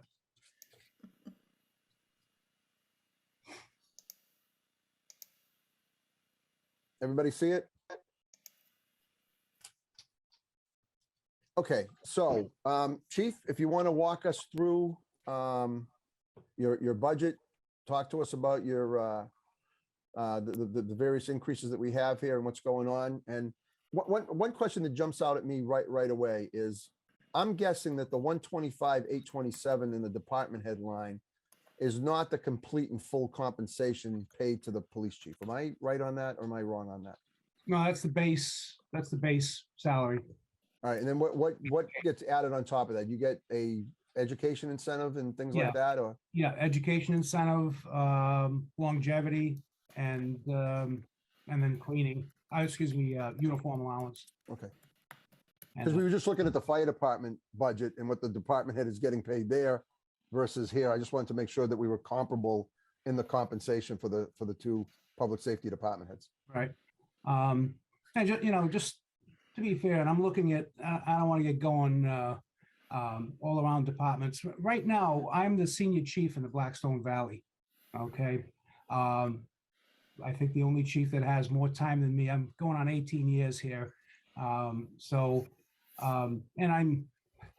like I said, I won't get into it with other chief salaries and stuff like that. But and as far as fire chief goes, I've been here 18 years. So this is where I am. I'm not complaining. Love the town, love what I'm doing. I wouldn't be here this long if I didn't. But just, so put it in perspective. I appreciate that. So do you want to walk us through the rest of the line items, number of personnel, things like that? Administrative personnel, just you see the raise there. That's for my assistant and 4 full-time dispatchers. Although we're still working with 3 full-time and 3 permanent part-time, I'm hoping to change that pretty soon. But the budget is for 4 full-time dispatchers and 1 permanent time dispatcher. We're going to go into 4 and 2 schedule. Hopefully soon. We did interviews this week. Let me tell you, it's getting harder and harder to find good people for dispatch for anything. But I think we're pretty good with the last person that we talked to. So that includes the the base 2%. You want to just keep going, wait for Keep questions? going, keep going. If somebody has a question, they'll raise their hand. Okay, wages, permanent personnel, that's for, as you can see in my narrative, lieutenant, 4 sergeants, 1 detective, and 16 officers. We're looking to add, well, actually, we got 1 more in July to bring us up to 23 officers. This includes step raises, but we don't have, I don't believe there was anything put in there for any types of raises, 2%, right? Because we're still in contract negotiations for that. Evan, Can is there you- money, I'm getting- Evan, is there money set aside to cover collective bargaining? I think it depends on what side of the table you're on, but yes, I believe it is. I think so. I think we're going to be okay. We actually started negotiation again yesterday. Had a pretty good meeting. So I think we're slated to meet again next Thursday. So I think we're going to rapidly bring that to a close. Nice. We should be covered. Excellent. And so now this budget with the 23 officers, chief, that you just mentioned, that includes the one that we added this year plus 1 for next year. The 23 would be 2 for this year, 1 next year. Now I'm confused. So I'm sorry, Evan. I'm a little dense. You'll have to forgive me. nope. So what happened is it's a little bit of semantics. So it looks like 3 officers in this fiscal year. What we were doing is we had the funding in that line item with some retirements and some changes to then be able to bring on more officers at relatively the same amount we were spending last year. It's just that this year we would have to adequately show that and, obviously make that transparent for the public what we were doing. So. Okay, perfect. Go ahead, I chief. have a quick, Go ahead, quick question. So Oh, still talking about having 16 guys on the road, 4 sergeants and a lieutenant and a detective with this budget? I don't understand. We have 4 60. sergeants. The lieutenant is administrative for the most part. Yep. I'm administrative. When I'm needed, I go on the road. So it's, but we have administrative work to do. Lieutenant has administrative work to do. The sergeants are on the road. And then don't forget of the 16, you got 1 school resource officer, that's permanent school resource officer. We had to pull him because we're shorthanded right now. We had retirements. We got 2 in the academy. We got 1 on deployment with the National Guard. Yeah, so 15, and that's over 3 shifts, 24/7. Chief, maybe you misunderstood the question. It's more of so we have not really added No. officers for No. quite some time? No, actually, well, if give me a second, if you bear with me, just, I don't know how much Evan has filled you in, but I at Evan's request, and I had this before, but 1980, all right, the department had 16 full-time officers. Okay, that includes the chief and everybody. But they had 20 special officers that worked patrol, like a lot of departments do. In 1990, we had 16 full-time officers, 24 special officers, once again allowed to work patrol. In 2000, there were 17, I think, in the yearly report, it should have been 18 full-time officers, with part-time officers just allowed to work details. So from 2000, when I came on in 2004, we had 18 officers. We picked up an officer in 2016 after I wrote a grant, but that was specific for the school resource officer position. That was a COPS hiring grant, and we had to keep him on for a couple of years after the grant was over. It was a 3-year grant. And then in 2017, we had another officer bringing us to where we are now at 20. So, and the population back in, when I came on in 2004 was about 14,000.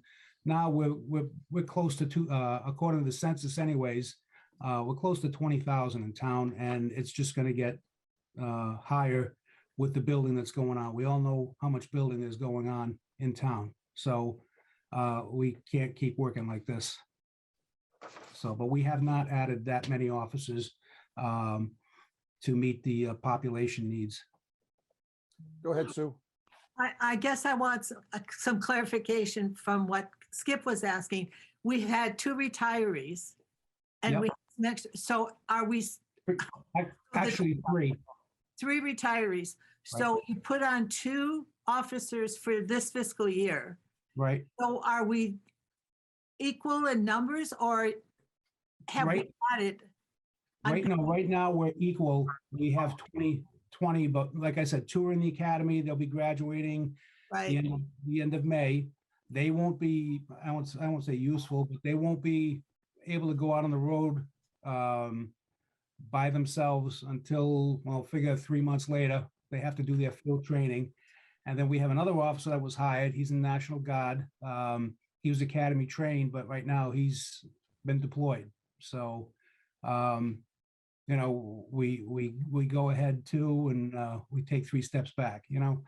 So that's the issue. But now, you know, we have enough that we'll be able to add the 2, and then I'm hoping 1 in July. And just another comment, we're not adding these officers just because, well, not just because the town is growing, but you also need them to cover when someone's out or vacation and everything else. Is that why we're doing this? Absolutely. Yeah. Well, the town is growing. That goes without saying. Right. You know, we have more senior officers now, so they're getting more time off. You know, with contractual benefits and all, they get time off, they get an extra personal day, vacation time builds up after so many years. So they take their time and they're entitled to it. And then you have sick days with the post that's coming up, Peace Officer Standards and Training. I'm sure we've all followed that. There's going to be more training requirements. So these officers are going to have to go to the academy for training. Some will be probably online, but still they're off, they're not working. But I understand this year they're going to start in service in-person training again. So every officer has to go through. So that's going to be myself included. That's, you know, with the 16 officers, you're talking between September and, well, they usually start September, October for training, and they go out for a whole week pretty much at a time. So, and that's going to be constant now with post. And from what I'm hearing, they'll probably be adding more training requirements, more continuing education to go on. So it takes officers off the street. So we're going to need the officers to replace them. And the way we've been doing it now, a lot of people are forced to work, you know, and that builds up between that and the details and all that. They're working. They're out there working. Understood. Evan, you had a question or a point? Yeah. So I have been working with the data and the chief on call volumes and type of calls and I guess statistical differences from year to year. And so we have that pretty much together. I was trying to get it together for this morning, but I wanted to be able to go to the select board at the same time as the finance committee. So you'll have a little bit more of an in-depth knowledge of what goes on, I think, day to day at the Grafton Police Department, as well as, you know, the rationale for us trying to grow to that 25 number that I've been talking about over these upcoming fiscal years. Which, you know, you're gonna see it's, you know, it's not, it's the conversation with police is always, you know, has the crime rate changed, which, you know, I think it has, you know, maybe a little bit, but calls for service have definitely gone up, and the amount of strain on the police department to try to keep people on the road and have enough human capital to fill those gaps is really the paramount question that we're trying to answer here. So go ahead, Skip. Thank you, Evan. So my point on this was that we're not seeing a net increase in the number of police officers. It sounds like there was 21 in last year's budget and there's 21 in this year's budget. full-time people? No, No, no, there's Okay. 23 in this year's budget for July 1st. for As of- July 1. And right now, there's 22. You're adding one officer in next year's budget. Right. That's, I think, the point that Skip is trying to clarify. Yeah. Yeah. Yeah. Correct. And if I may, Please. yeah, just when Evan gives you the figures, the stats for the department, you got to realize it doesn't show the actual timeout that these officers are there. You're going to see, because we go to pretty much every, maybe 80 to 85% of the ambulance calls that are out there. You say ambulance, well, that's an ambulance call, but we go to those. Why? Because we're first responders. And there's many instances where we're starting Narcan, we're starting CPR and all that before the ambulance even gets there. Even more so now, where the ambulances are having a hard time filling staffing needs. We're getting mutual aid. We get a great ambulance service. They're there, but even they're getting stretched thin. So it's more incumbent on our officers now, which it always has been, but they get there and they start first aid, or they do whatever they have to do, what they're allowed to do according to the law. Those of you that Skip, you on the fire department, first responders, this is what we do. And that doesn't show up. You see, well, it's an ambulance call. It's got nothing to do with police. That's not true. That's not true. Everything here is fire calls. We go to fire calls. We block traffic. We have to do the investigation up until the fire marshal comes out if it's a fire or something like that. You'll see death investigations, unattended deaths, and it might not be, it's not a, homicide or anything like that, but we go there. That's 2 to 3 hours minimum when we go on a call like that. And when you have, the limits on our offices, sometimes it's 2 officers that are there, or, it could be just the one officer that could be there, but he's tied up for a minimum of 2 to 3 hours on a call like that, because we have to wait for the ME, the state police, the coroner, or the funeral home to come out, because we can't leave until the scene is cleared. Makes sense. Makes sense. Chief, go ahead, Dan. So that was great. Thank you for bringing all that extra data, especially about the historical staffing levels versus population. That was really helpful. And getting to see that call data that Evan was talking about coming soon is definitely going to be helpful.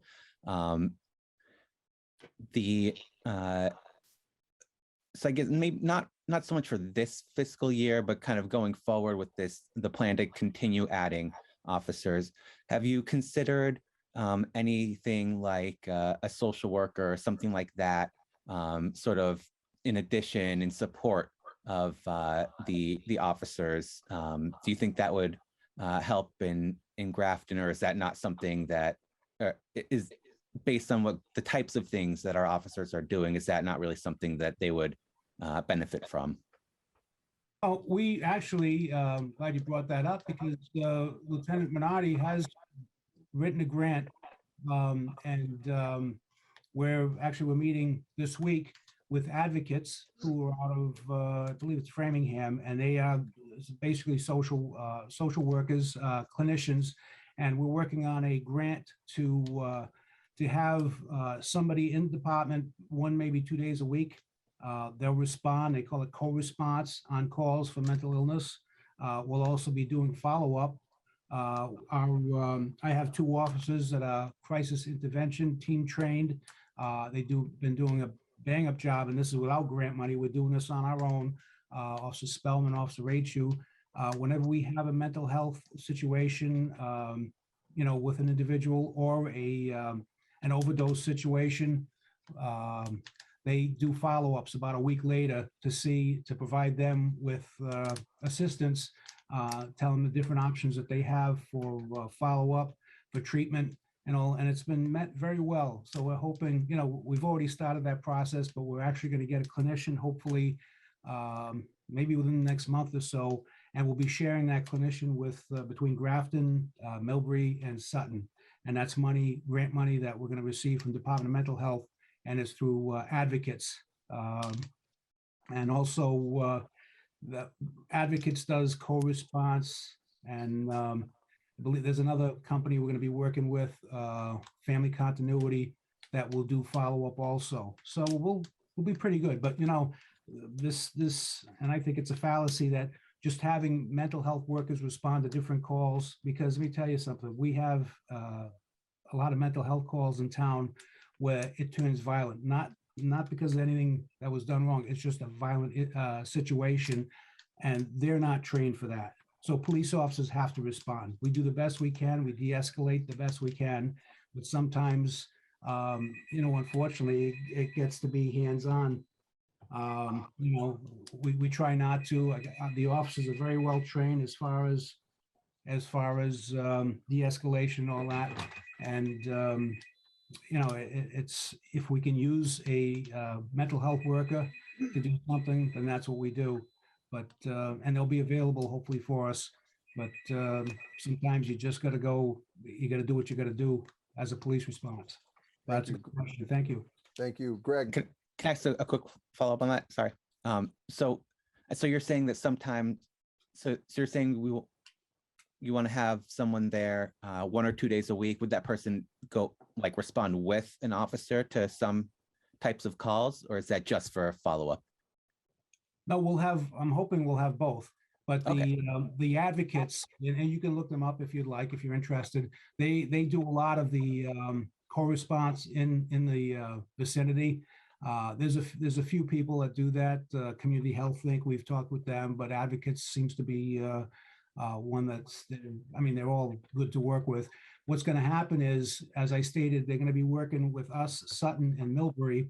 So because of our call volume between Millbury and us, we'll probably have them in the station 2 days a week. And this will be in the station 2 days a week. They'll probably go to Millbury 2 days a week and Sutton 1 day a week. Don't quote me on that.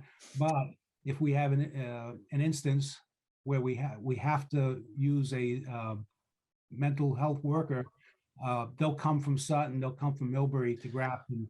They'll be in the area. So we will have that available. Go ahead, Greg. I think, Chief, when you were talking about the historical staffing levels, you mentioned some part-time officers and patrol officers. Do we not have those anymore? Well, as of part-time officers, we use for details only. And right now, the part-timers that have not been, because of post, they haven't been to the full-time academy. We're going to have to make arrangements to eliminate that program, and we're looking into doing something else for the detail part.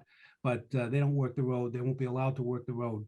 So, Chief, I think it's important. I think it's important for everybody to understand that, you know, back in the day, you were able to use those part-time officers to work shifts because you didn't have enough full-time officers, and that worked for quite some time. But now, especially with the new standards coming out under the new post laws, you can't use intermittent reserve officers anymore unless they are full-time academy trained. That's correct. So that's why the problem that we have putting 2 or 3 men per shift, because I think having 2 police officers on a shift at a time is not enough. So I think that's why I support Evan's, you know, goal and your goal to increase the state standards. The national standards are changing in terms of policing, and we can't use the part-time officers we used to use in the past. And I think that's the point that everybody needs to understand. I'll get off my soapbox now. Thank you for that. No, it's like I said at the beginning, there's a lot of changes. And I mean, it's not so much Grafton, but you think about the areas of the Cape where they have the summer help that comes in. Boston laid off 400 of their part-time auxiliary officers, if you want to call them that, because they're not full-time academy trained. And to ask somebody that's working part-time and they get a full-time job to go to the academy, that just doesn't happen. So that's the issue there. So that's why we need, you know, we're going to make arrangements, accommodations for the 3 officers that are intermittents right now, but they won't be able to work this. They won't be able to work the street. Yeah, thanks for that detail. That's something that I hadn't seen in the past staffing levels. So I think that's important information to include in those. Thank you. Thank you. So we obviously have other line items here within the salaries. We see a 5.7% increase, and then it'll be a little higher once Evan is able to settle the contract, right? Does anybody have any other questions on police salaries, personnel services? All right, excellent. Let's jump into your expenses, Chief, if you don't mind. Okay. All right, energy, I think that goes without saying. If anybody has any questions there, I'm hoping we'll have enough with that, but you know, the sky's the limit with energy costs. We use gas for the department, so and you know, electricity naturally. So we'll see what happens there. I know we're trying to save more with solar and credits and all that, but that's a guess. So that's there. Non-energy, that's for the, as you can see in the narrative there, that's town water and sewer use fees.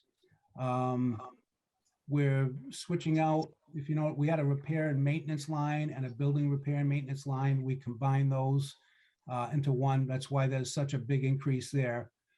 We closed out the repair and maintenance line and put it all in building repair.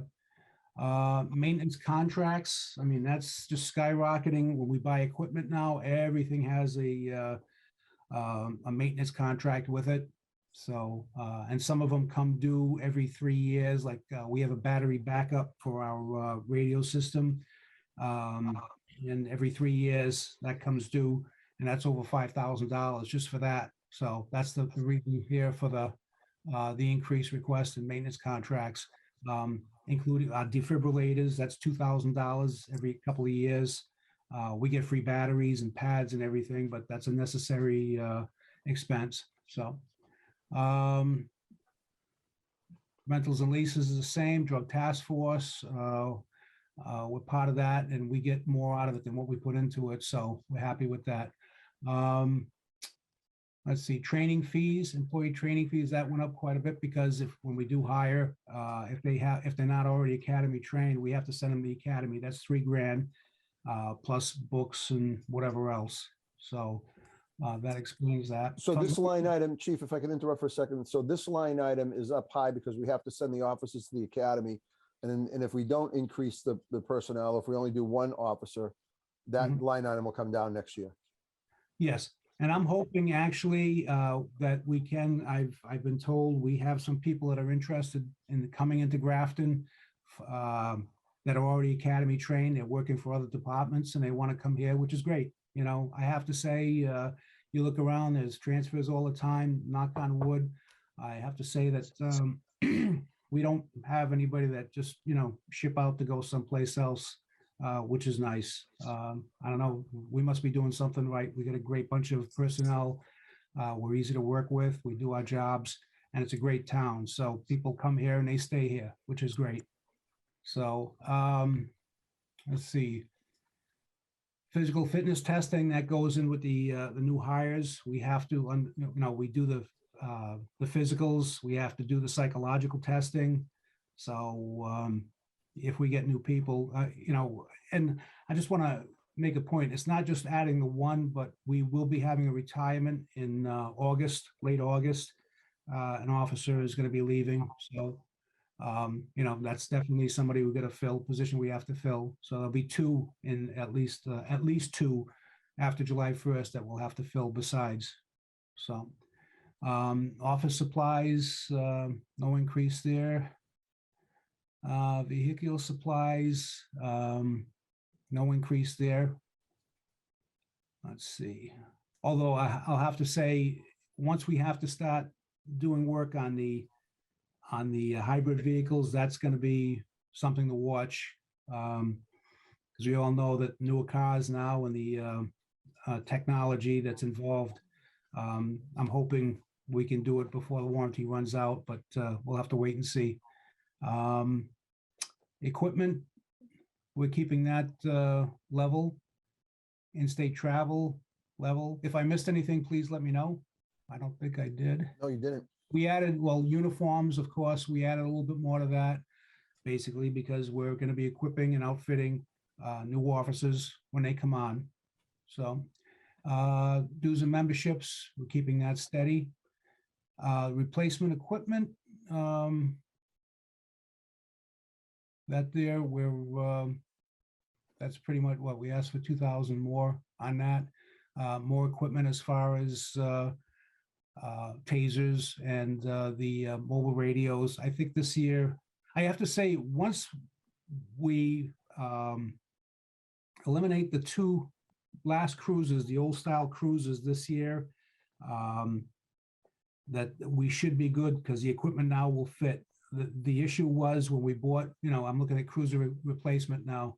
The equipment that we bought for the old style cruisers, anything under 2020, the 2020s when they started with the new style Ford Explorers, our equipment wouldn't fit.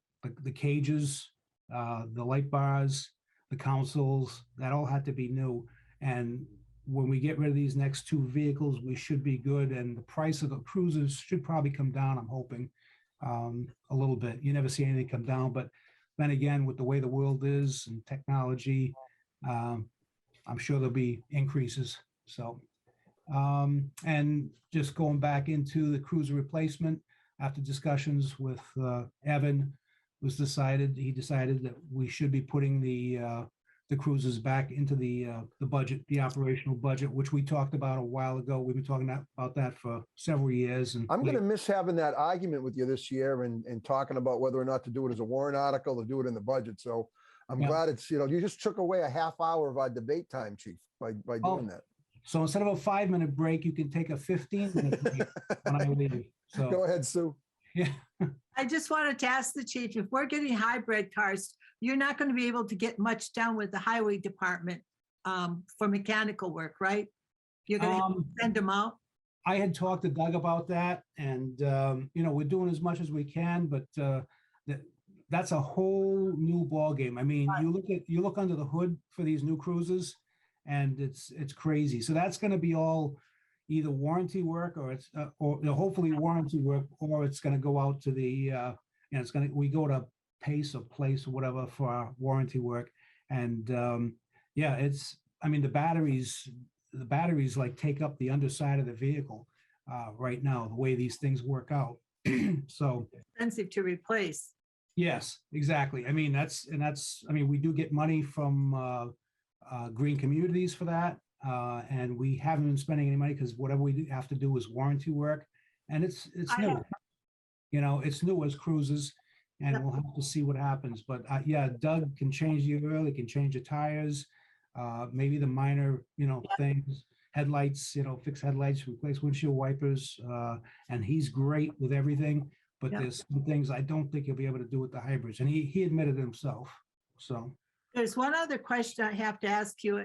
Not that it has to do with the police department per se, because it has to do with one of your employees. And I don't remember the health coalition that Mary Ann was given. Are you still doing that? MRC. The MRC? MRC, yes. Yeah. She's still doing that. How has she been able? Has she been able to handle it, considering all that she has to do for the police department? Well, she does her MRC stuff on her own time. So it doesn't cut into her 40 hours that she's working for you, Chief. Right. No. Okay. So, sometimes she'll take a call or whatever, but if there's anything that she has to do, she takes vacation time or she does it after her regular schedule. That was the deal, because she's got a ton of work to do on her own for us. Yeah. Yeah, and I've been working with Mary Ann on some MRC stuff, contracting and purchasing and some other stuff. So she's still continuing to do that. Is that the best place to put that, though? An MRC in the police department? Or with well, so it's quasi in the police department, right, Chief? And you can correct me if I'm overstepping here, but Mary Ann does that kind of as an ancillary duty to her normal position, and it does have a symbiotic relationship with any responder agency, whether it wound up in fire or connected to somebody that's in police. In my experience with MRC, a lot of times it's who will volunteer to take the job. And if Mary Ann's willing to do it and is doing it a good job, then I think that's the perfect place for it to live. Because there was a big hoopla about MRC before Mary Ann had it, and there was before the former TA and the coalition that they were working with. So I was just wondering if it was okay. That seems to Yeah, have I died don't- down. Yeah, I don't have any of that historical knowledge, but it's been really smooth since I've come on with my working with Mary Ann on that. So I don't have any concerns at the current time. Chief, Okay. did you want to respond to any of that before I go to Dan? Well, as I mentioned, Marianne does any MRC stuff, the physical stuff on her time. She's off the clock and then she goes to the MRC portion. We do have equipment at the station in the upstairs, one of the upstairs storage areas, but we do the same thing for Grafton Emergency Management. I don't know what the situation, I don't know if they have any space at the municipal center, but a lot of the PPE supplies that were taken, taken in, we have at the police department, and we distribute from there. I know Marianne has desk space in the Board of Health. I guess there's another, well, she used to have, I don't know if she still does. I don't know how much time she spends over there. As I said, she doesn't, she does it after work hours, so we share with, and it just goes hand in hand, like Evan said, emergency management and medical reserve and CERT team stuff. We do have a lot of stuff at the police station because we have a little bit of space put aside. So. Thank you, Chief. works out Dan? So that totally makes sense about like the day-to-day stuff, being able to do that on separate time. Do you have any concern about the possibility of some serious disaster situation happening and police department administrative work needing to get done and also MRC work needing to get done at the exact same time? Is that a concern, or do you feel like that's covered by other roles? No, I think we'd be all set with that. I agree. I mean, I like having MRC connected to emergency management or emergency response in some way. And so it works out good that Mary Ann, volunteered to take on that role. And the reason is like Chief was just saying, they store some MRC supplies at the police department. Quite frankly, if MRC gets activated, police are going to be activated, and so is fire, and so is probably highway. And so having it in a place that Mary Ann can access readily, and so can all our other responding organizations, makes sense to me. In my previous town, my MRC coordinator was head of the shelter, and the shelter was in the school where she was also the pool director. So again, it like becomes this kind of symbiotic relationship where, when it hits the fan, we're all working towards that same end goal. So I don't have any personally, and I don't think the chief does either. I don't have any concerns with it living where it lives now. Okay. No, Thanks. and don't forget too, we'd all come together. If there was any type of major incident, we would all be coming together in the EOC, Emergency Operations Center, which is the training room at the police station. So, and she has access to everything. So she could actually run in both, wearing both hats. If I had to go out on the road, or, my command staff was out on the road dealing with the situation with the fire department or whatever department's involved, she has access to everything. Whereas a volunteer from outside wouldn't have access to everything that she does. She does dispatching, so she knows emergency communications. She knows the MRC part. She's been trained. She has first responder training, and along with the CPR, AED, all that stuff. So she's familiar with all that. And her part would be basically to manage the volunteers that would come out. The nurses, the people in med techs, whatever, that would go out to a scene to assist. So she could do both in the EOC, running the center. So. Yeah, my concern was just about like whether wearing both of those hats and juggling those responsibilities at the same time is feasible, but it sounds like you think it is. So I'm good. Thanks. Because she has more institutional knowledge than most people would. not only for MRC, but the police side and the emergency management side too. So I think she's a big asset. Chief, how much is your E911 grant? Well, as I always say, there's no guarantees that we would get it. This year, it was 56,000 for the support incentive. And I think we. What do we use it for? I'm sorry? What are we using it for? We use it for dispatches, pay, and it also pays because I mentioned this before. The E911 grant you can use for many different things. You could buy radios with it. You could buy furniture with it. You can buy copy machines, as long as it's for the 911 center, the communications center. You could pay salaries with it. And what I used to do is we pay a yearly maintenance fee to Motorola for our radio consoles. Okay. And I used to separate all that, but I didn't get the bill. I got the bills monthly, and we had to pay monthly as we go, which was kind of a pain for closeouts for the budget. So now I pay it all in salaries. And if so it helps defray the cost of the dispatches, the overtime and everything. And if at the end of the year I see a surplus there, I will take and put some of that money that did go to the maintenance contracts, the furniture, the copy machines, the leases for whatever, and pay that off, put it into the expense line to do a transfer from salaries to expenses, and do that. As far as the training grant, the state 911 training grant, that's just for training. So I believe I've got a little over 20,000 in that, but that's to train new dispatchers and to keep our full-time dispatchers certified. So that can only be used for training. So there's no excess there. Excellent. Excellent. Thank you for answering that, Chief. I appreciate it.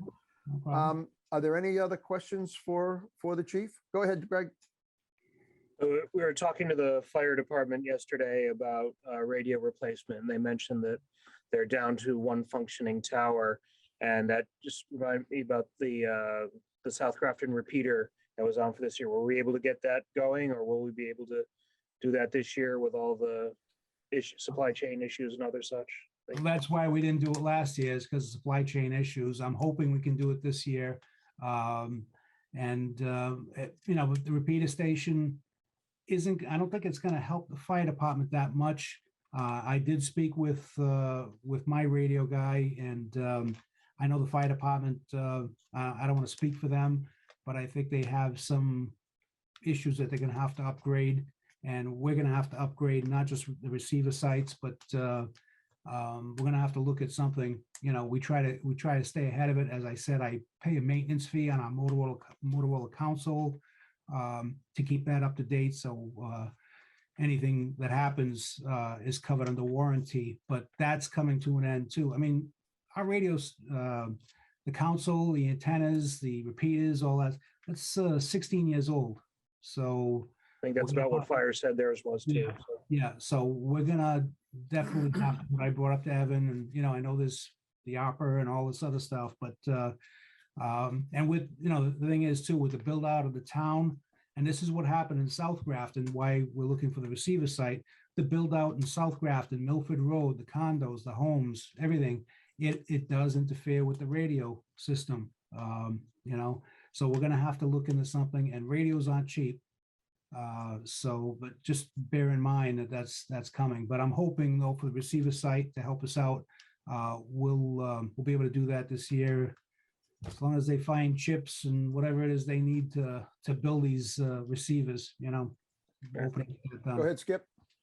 Yep. So my history with that is that 20 years ago, we finally bit the bullet and upgraded the system to what we used to have. But there's places up in North Grafton and South Grafton where we used to live on the line at the end of Providence Road, and I wouldn't even know that we had fire calls there because it was a dead spot. The communication in some parts of town is still not up to par, and with it being 20 years old, it's time to move ahead in the near future with something to get it all squared away, because time is passing us by. Absolutely. And radios aren't getting cheaper.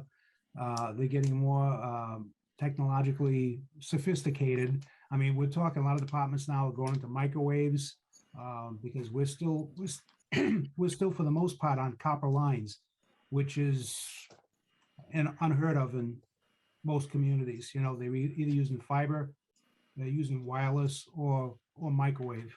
So we have to start thinking about that seriously for police and fire. Go ahead, Sue. Chief, is that, are some of these items on capital or on the projected capital? For the radio, yes. Yes, I think for next year. for next year. or Okay, follow- thank you. following year, yeah. Thank you, Chief. Any other questions for the chief? Chief, thank you so much for taking time out of your Saturday morning to come visit with us. We really, really appreciate your time. Thank you. I appreciate it. And I appreciate your questions too. And if there's ever any questions, please feel free to reach out. All right, have a great rest of your day. Okay, you too. Take care now. Bye-bye. Sue, I see you able to get Barbara here. So Barbara, welcome. Thank you for coming in early. We appreciate it. We're so far ahead of schedule. Thank you for having We're a me. very efficient group. Thank Let me you. see if I can get your budget up on the screen here. Give me 1 second.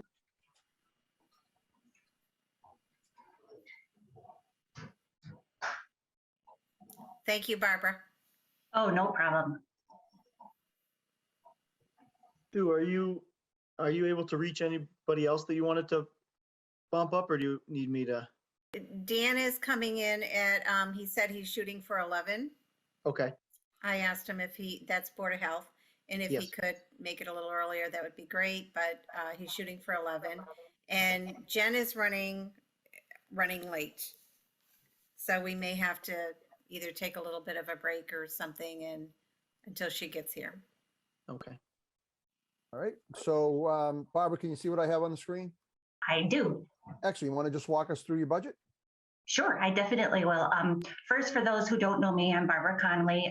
I've been with the Senior Center for 14 and a half years.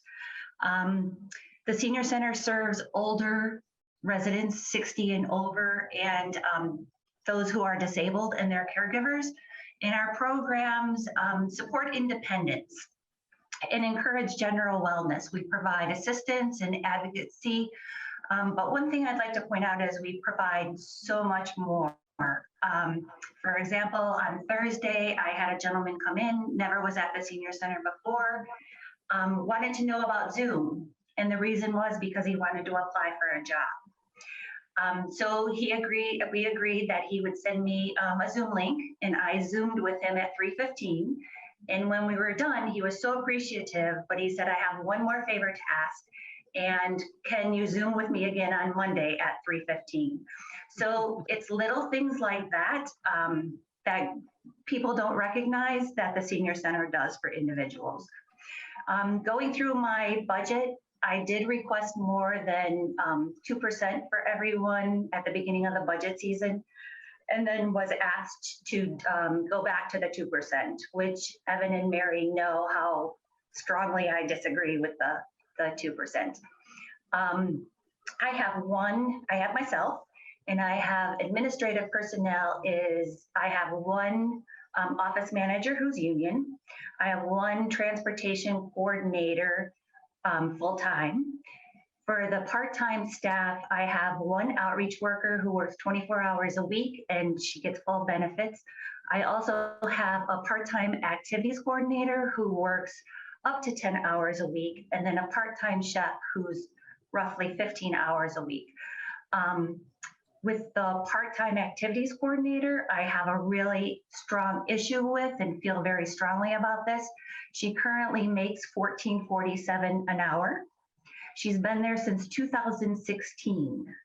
So when you give her a 2% increase, you're talking about 29 cents.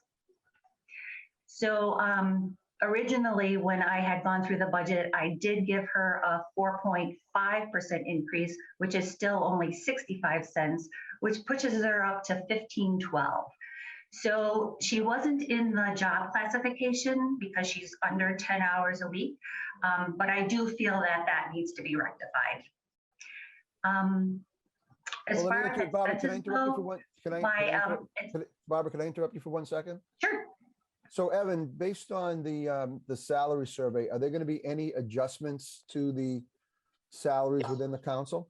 Yes, and that was one of the reasons why we had specified the 2%, because we'd be looking at a top 2% cost of living adjustment, and then also correcting the salary. So, you know, there's some people would get bigger gains, some people would get maybe lesser gains, but nobody would get less than 2%. Understood. Thank you. Go ahead, Barbara. I'm sorry to interrupt you. No, that's okay. I just wanted to get it out there that No, I appreciate it. Listen, this is your how I feel about that. this is your chance for advocacy. So please don't ever hold back. And Barb, that was the first time I'd heard that from you, so I was so glad to let me know. There's another side of me, Evan. I'm a hockey mom. I was a hockey mom for years. Listen, I love it. You got to advocate for your people. Absolutely. Exactly. As far as expenses go, they're all level funded. They've been level funded for the since fiscal 2014. So we always manage to work within our budget. I'm very frugal. We get small grants. In fact, I'm applying for one now through Tufts for $2,000.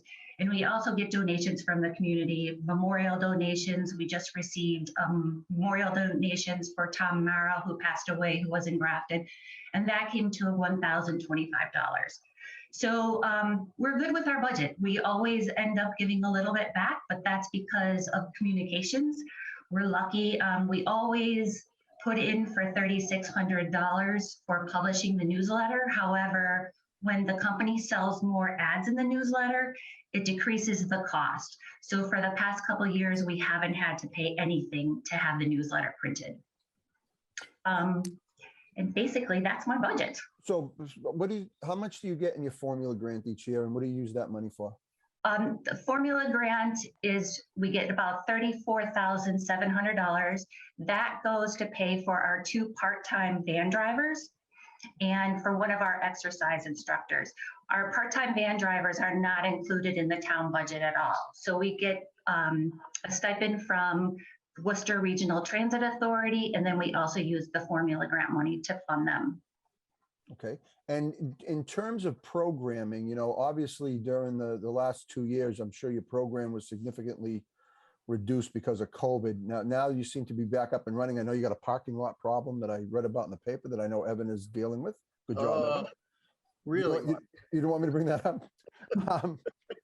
He's gonna throw me out of here before this meeting is over. Saturday. But, Can we not talk about the parking lot, Mark? okay, I won't. I'll stop. But in terms of programming and events, Barbara, how are you getting everything up and running again through the center, or was there a downtime? I might be just making an assumption that's not true. There wasn't a downtime for staff, and we were still always doing transportation. So we always had staff in the office, and we're always returning a phone call. That's an issue of mine, is I don't ever want a phone call or a phone ever to go unanswered. So we've always been up with that. Our programming has started to really kick back up again. For example, last week, one of our exercise classes had 30, and having the mask mandate lifted has helped tremendously. Our van rides have increased. For February, we did, I want to say, 408 rides compared to last February when we had only 163 rides. So things are starting to rev up again. We're starting our programs. We have a St. Patrick's Day bingo coming up, and that will be on the 17th, and corned beef and cabbage will be from Elder Nutrition. We actually only signed up 35 because we wanted to make sure with social distancing, et cetera, but we have a waiting list of about 25 now. So I guess my question is, you've level funded your budget. Programming is going to start picking up again. Is there sufficient money through donations, the Friends, any other sources that you have coming in to cover all the additional programming and things you want to offer the seniors? Yes, we do have sufficient funding for that. And I'm fortunate because I have a great friends group. Yep. Who will pay for all of the exercise instructors except for one. They'll sponsor certain events. I even had Green Acres in South Grafton give a donation of $1,400. So we'll do like a big bingo on their behalf for that. So we do have the funding. Excellent, excellent. Any other questions for Barbara? Go ahead, Dan. I just want to say I really do appreciate hearing the thing about the requested increase and the disagreement there for a number of reasons. It shows that this that you think that your staff should get something different. It shows that Evan's making these tough decisions. I think it says something about both of you as bosses that you want to give your employees this better raise. And also, I think it says something about Evan that you feel comfortable talking about this in front of him. So I definitely, I think with ClearGov and how it shows the requested budgets, I'm not sure if this was necessarily included there, but I think including things like this in there would be great for showing those that kind of process happening. I think people want to know that we're not just funding everything and throwing all your tax dollars at it, that we're making difficult decisions about what to fund, and showing that I think would be really good if it's not how we're currently using ClearGov. I think that would be a really great use of that tool. Yeah. Excellent. Go ahead, Sue. I just wanted to say that this Barbara is amazing that she knows where every single cent goes in her budget and keeps track of it all. And I was happy that she brought up the salaries as well. I think the seniors, the Council on Aging is a department that doesn't really get enough publicity or information out there of how much they do and how much some of these employees really work beyond their duties and responsibilities. And I know Barbara at times has gone on her own out to visit some seniors when they've called, that she didn't have to do that, but she did.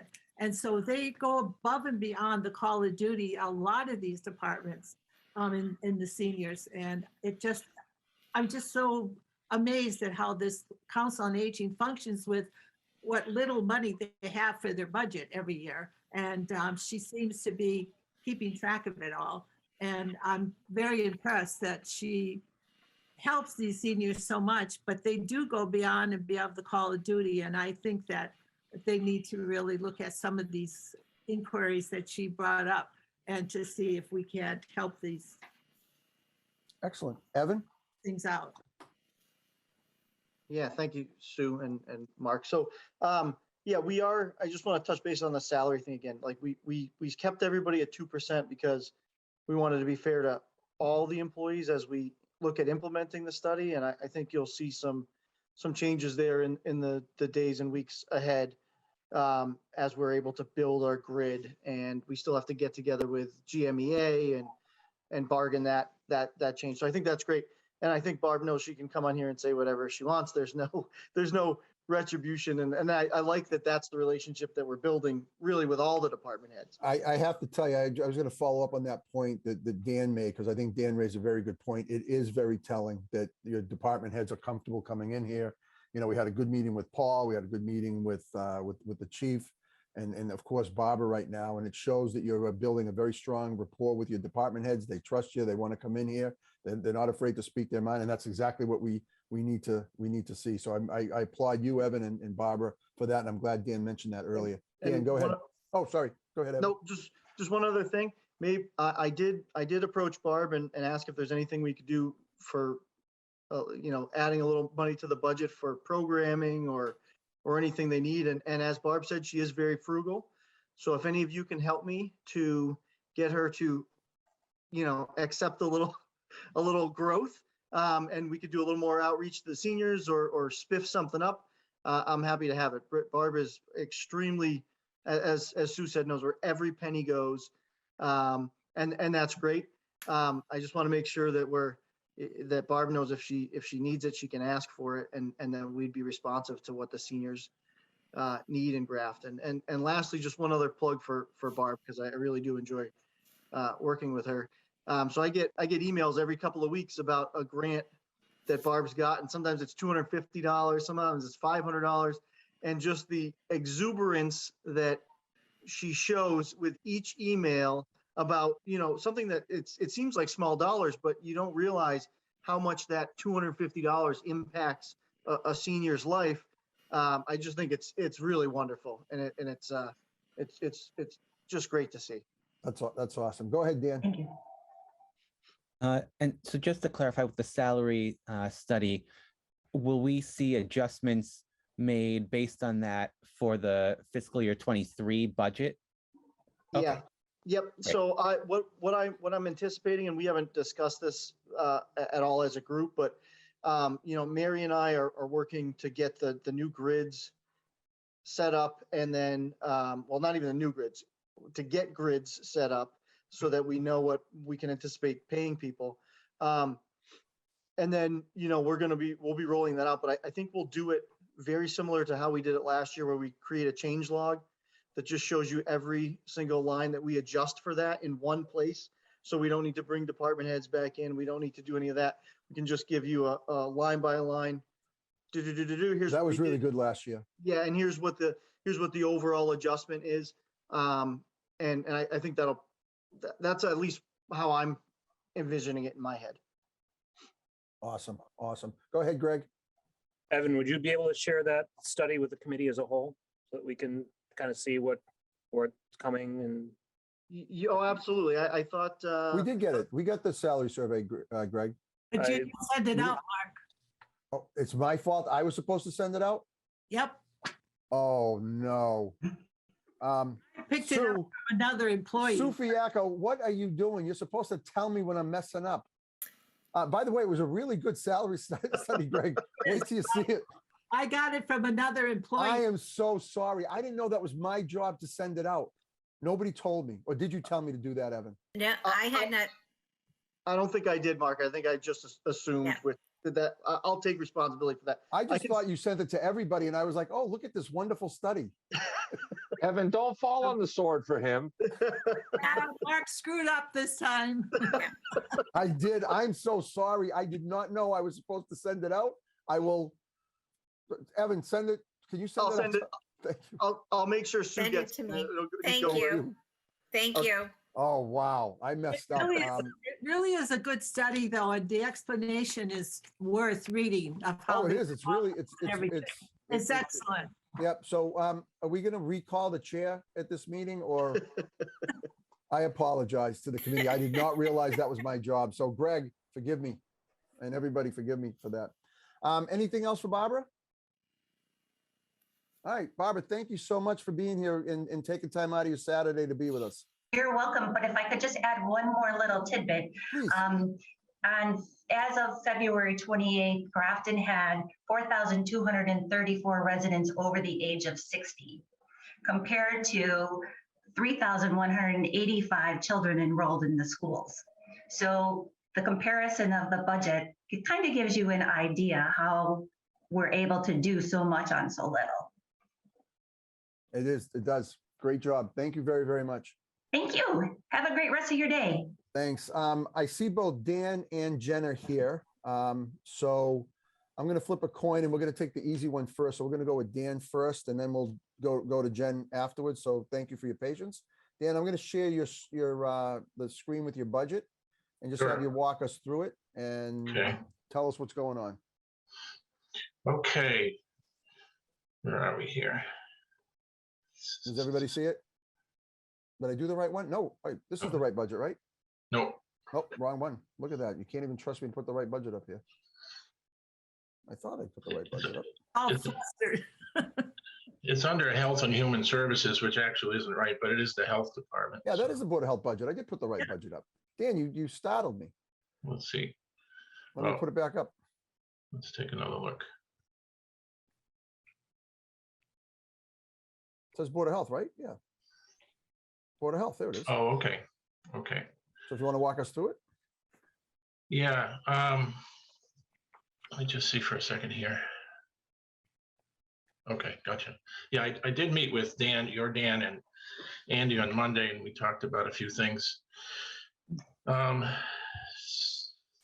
only, well, there were three changes that we were going to suggest, because I also spoke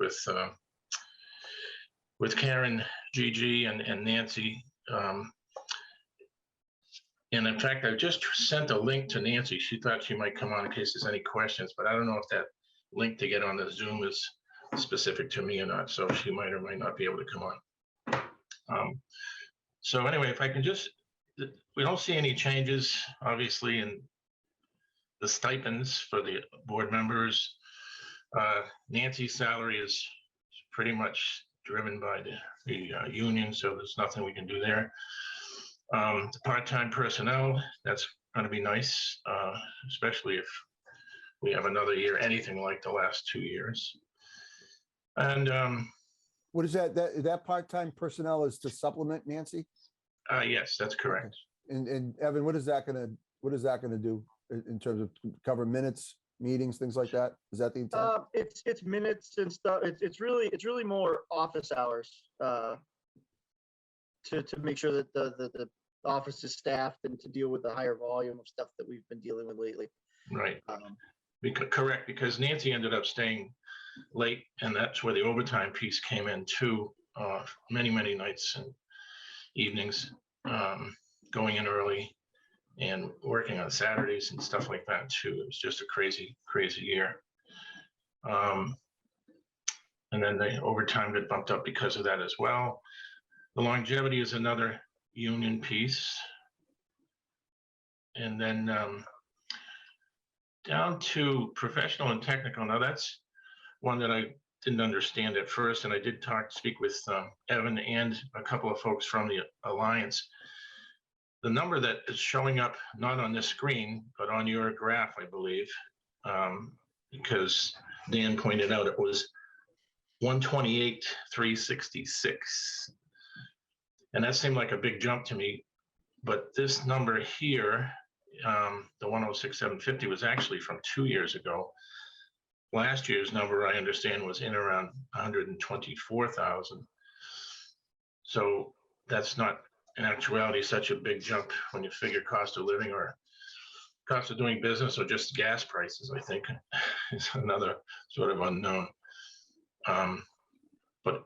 And again, some of that is also increased by, I understand it's at $1 per person of a new resident.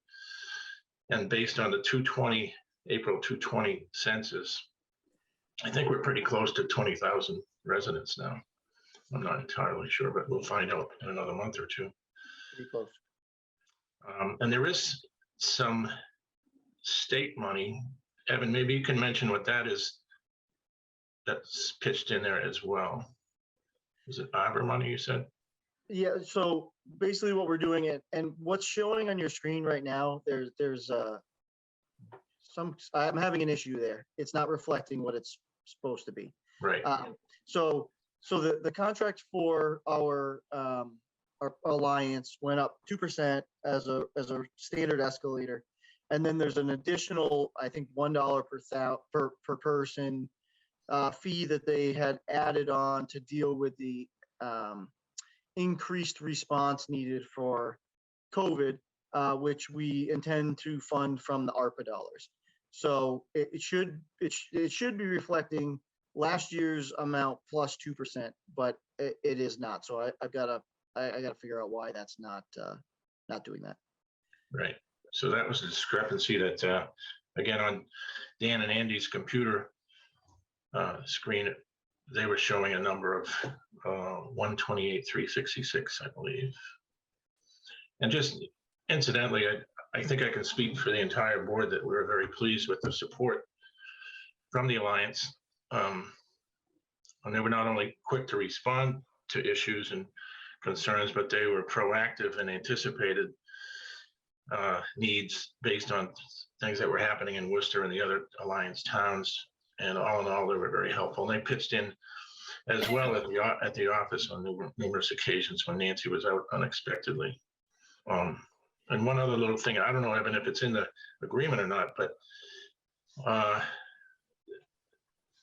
Colleen Bolin, who's the vice chair or vice president of the Central Mass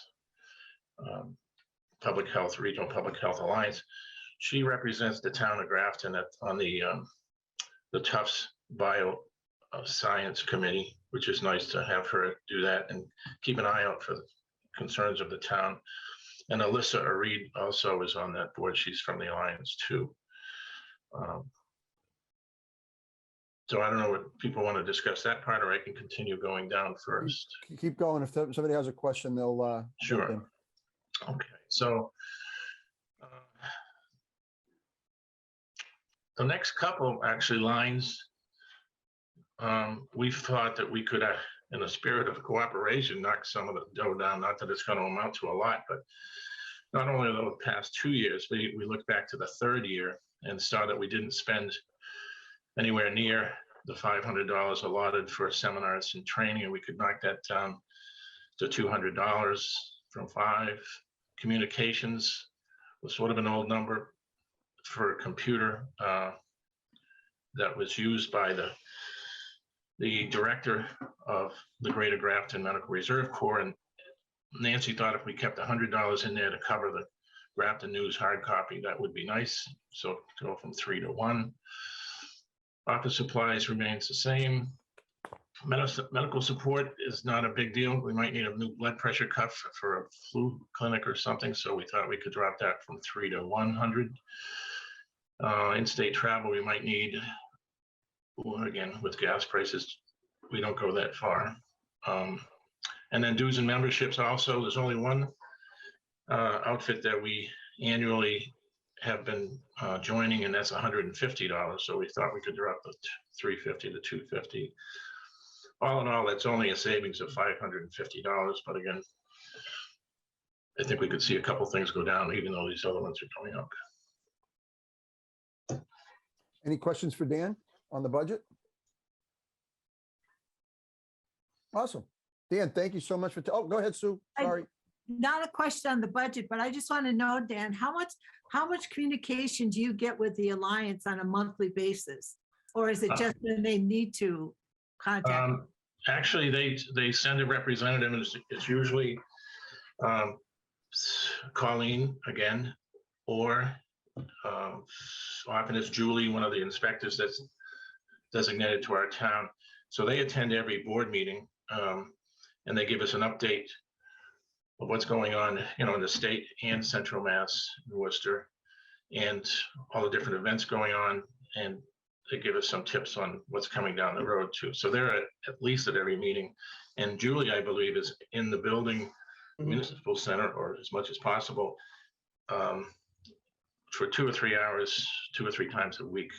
And so, she's also around town doing inspections, and she sort of has the difficult duty of enforcement, and she's been great though. She's very diplomatic. And Dan, do you think that the Board of Health in town, your board has really communicated well with the town during the pandemic? Because I've got some people said they don't know why you didn't come before the Board of Selectmen more often to bring them updated on the Yeah. I know for a fact we put everything up as much as possible on the website. Not everybody reads that. To your point, I think we could get more in the Grafton News. Not everybody reads the Grafton News in terms of updates. And we probably should, even going forward, at least once every 6 months, if not 3 months, if things continue difficultly. I mean, fortunately, the COVID situation is trending down. Don't throw away your mask yet, because we've been surprised. But it's also a matter of meetings. I don't know about everybody else on here, but I'm getting a little tired of Zooms, because not only do we have, for a while we had bi-weekly, whoops, did I lose you? Can you hear me? Yeah, we can hear you. Okay. Somehow I lost my video, but not only we had bi-weekly meetings with the town staff, and a lot of the selectmen were on that for about 6 months. And then, but we're also attending meetings at the state level and at the Worcester level as well. So up until now, it's just been not a full-time job, but a lot more than the once a month that it used to be prior to COVID. Okay, thanks. Any Sure. other questions? See if I can get back on. There we go. Dan, thank you very much for taking time out of your Saturday to come in and see us. We appreciate your time. No problem. I'm glad things are going along smoothly this morning. I didn't get to shave for you, but I could see a couple other fellows didn't either. So That's It's very it's true. Saturday, Dan. I'm not shaving today. It's just not gonna happen. this Saturday. Have a nice afternoon, Dan. Thank you so much. Thank you. So I see Jen's here. By the way, I just sent out the survey to everybody. Did you get it? Yes? Yes, no? Yes, you can go back into being persona non grata. Thank you. I appreciate that. And I'm going to blame Sue for not telling me what my job is. So, no, I'm joking, Sue. You know I'm joking. So I'm good. You guys all have it now, and I apologize. Jenny, you there? I'm here. Thank you so much for coming in and spending your Saturday with us. Give me 1 second, and I'll get your budget up on the screen. You can walk us through it. I think, maybe, hopefully.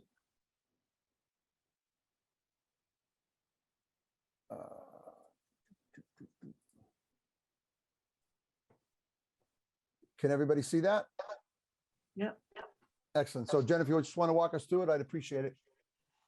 Sure. Yeah, we basically, with the request for level funded, did such, except for the personnel lines that one position would include union-wise. And the past couple years have been going up about, for our seasonal staff, we run at about 7,000 labor hours, and with minimum wage going up 75 cents and us typically giving them a quarter to return, go up $1. So we've been typically going up about $7,000 a year on a seasonal payroll. But our expenses lines have been level funded for the past few years, and consists of your typical categories there that we do. If you'd like me to delve in deeper, I'm happy to do so, but trying to keep things status quo and have an easy budget. Right, Mark? I think you said we were an easy budget. Yes. Go ahead, Greg. I just saw a note on the back end side that the 2.5, the department head is due to an error from last year's budget. I just wanted to call that out if people hadn't seen that.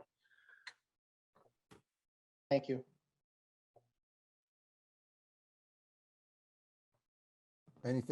Anybody have any other questions? Or Jen, is there anything else you want to go through?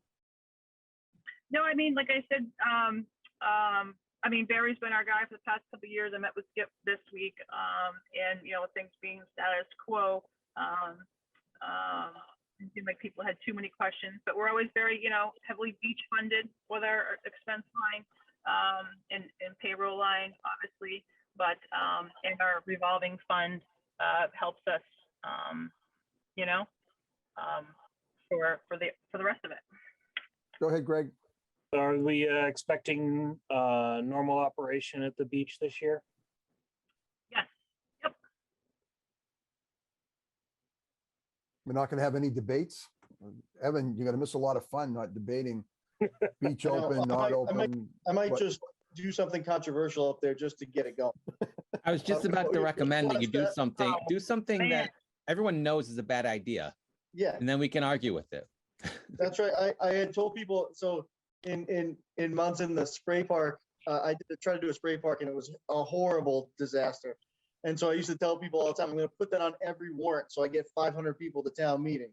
And I'll put it at the end, and then when we get to the last article, I'll just pass over it. So we're gonna do the same thing with the beach. We're gonna add a resort house up there. We'll get everybody out to decry the government waste, and then we'll pass over.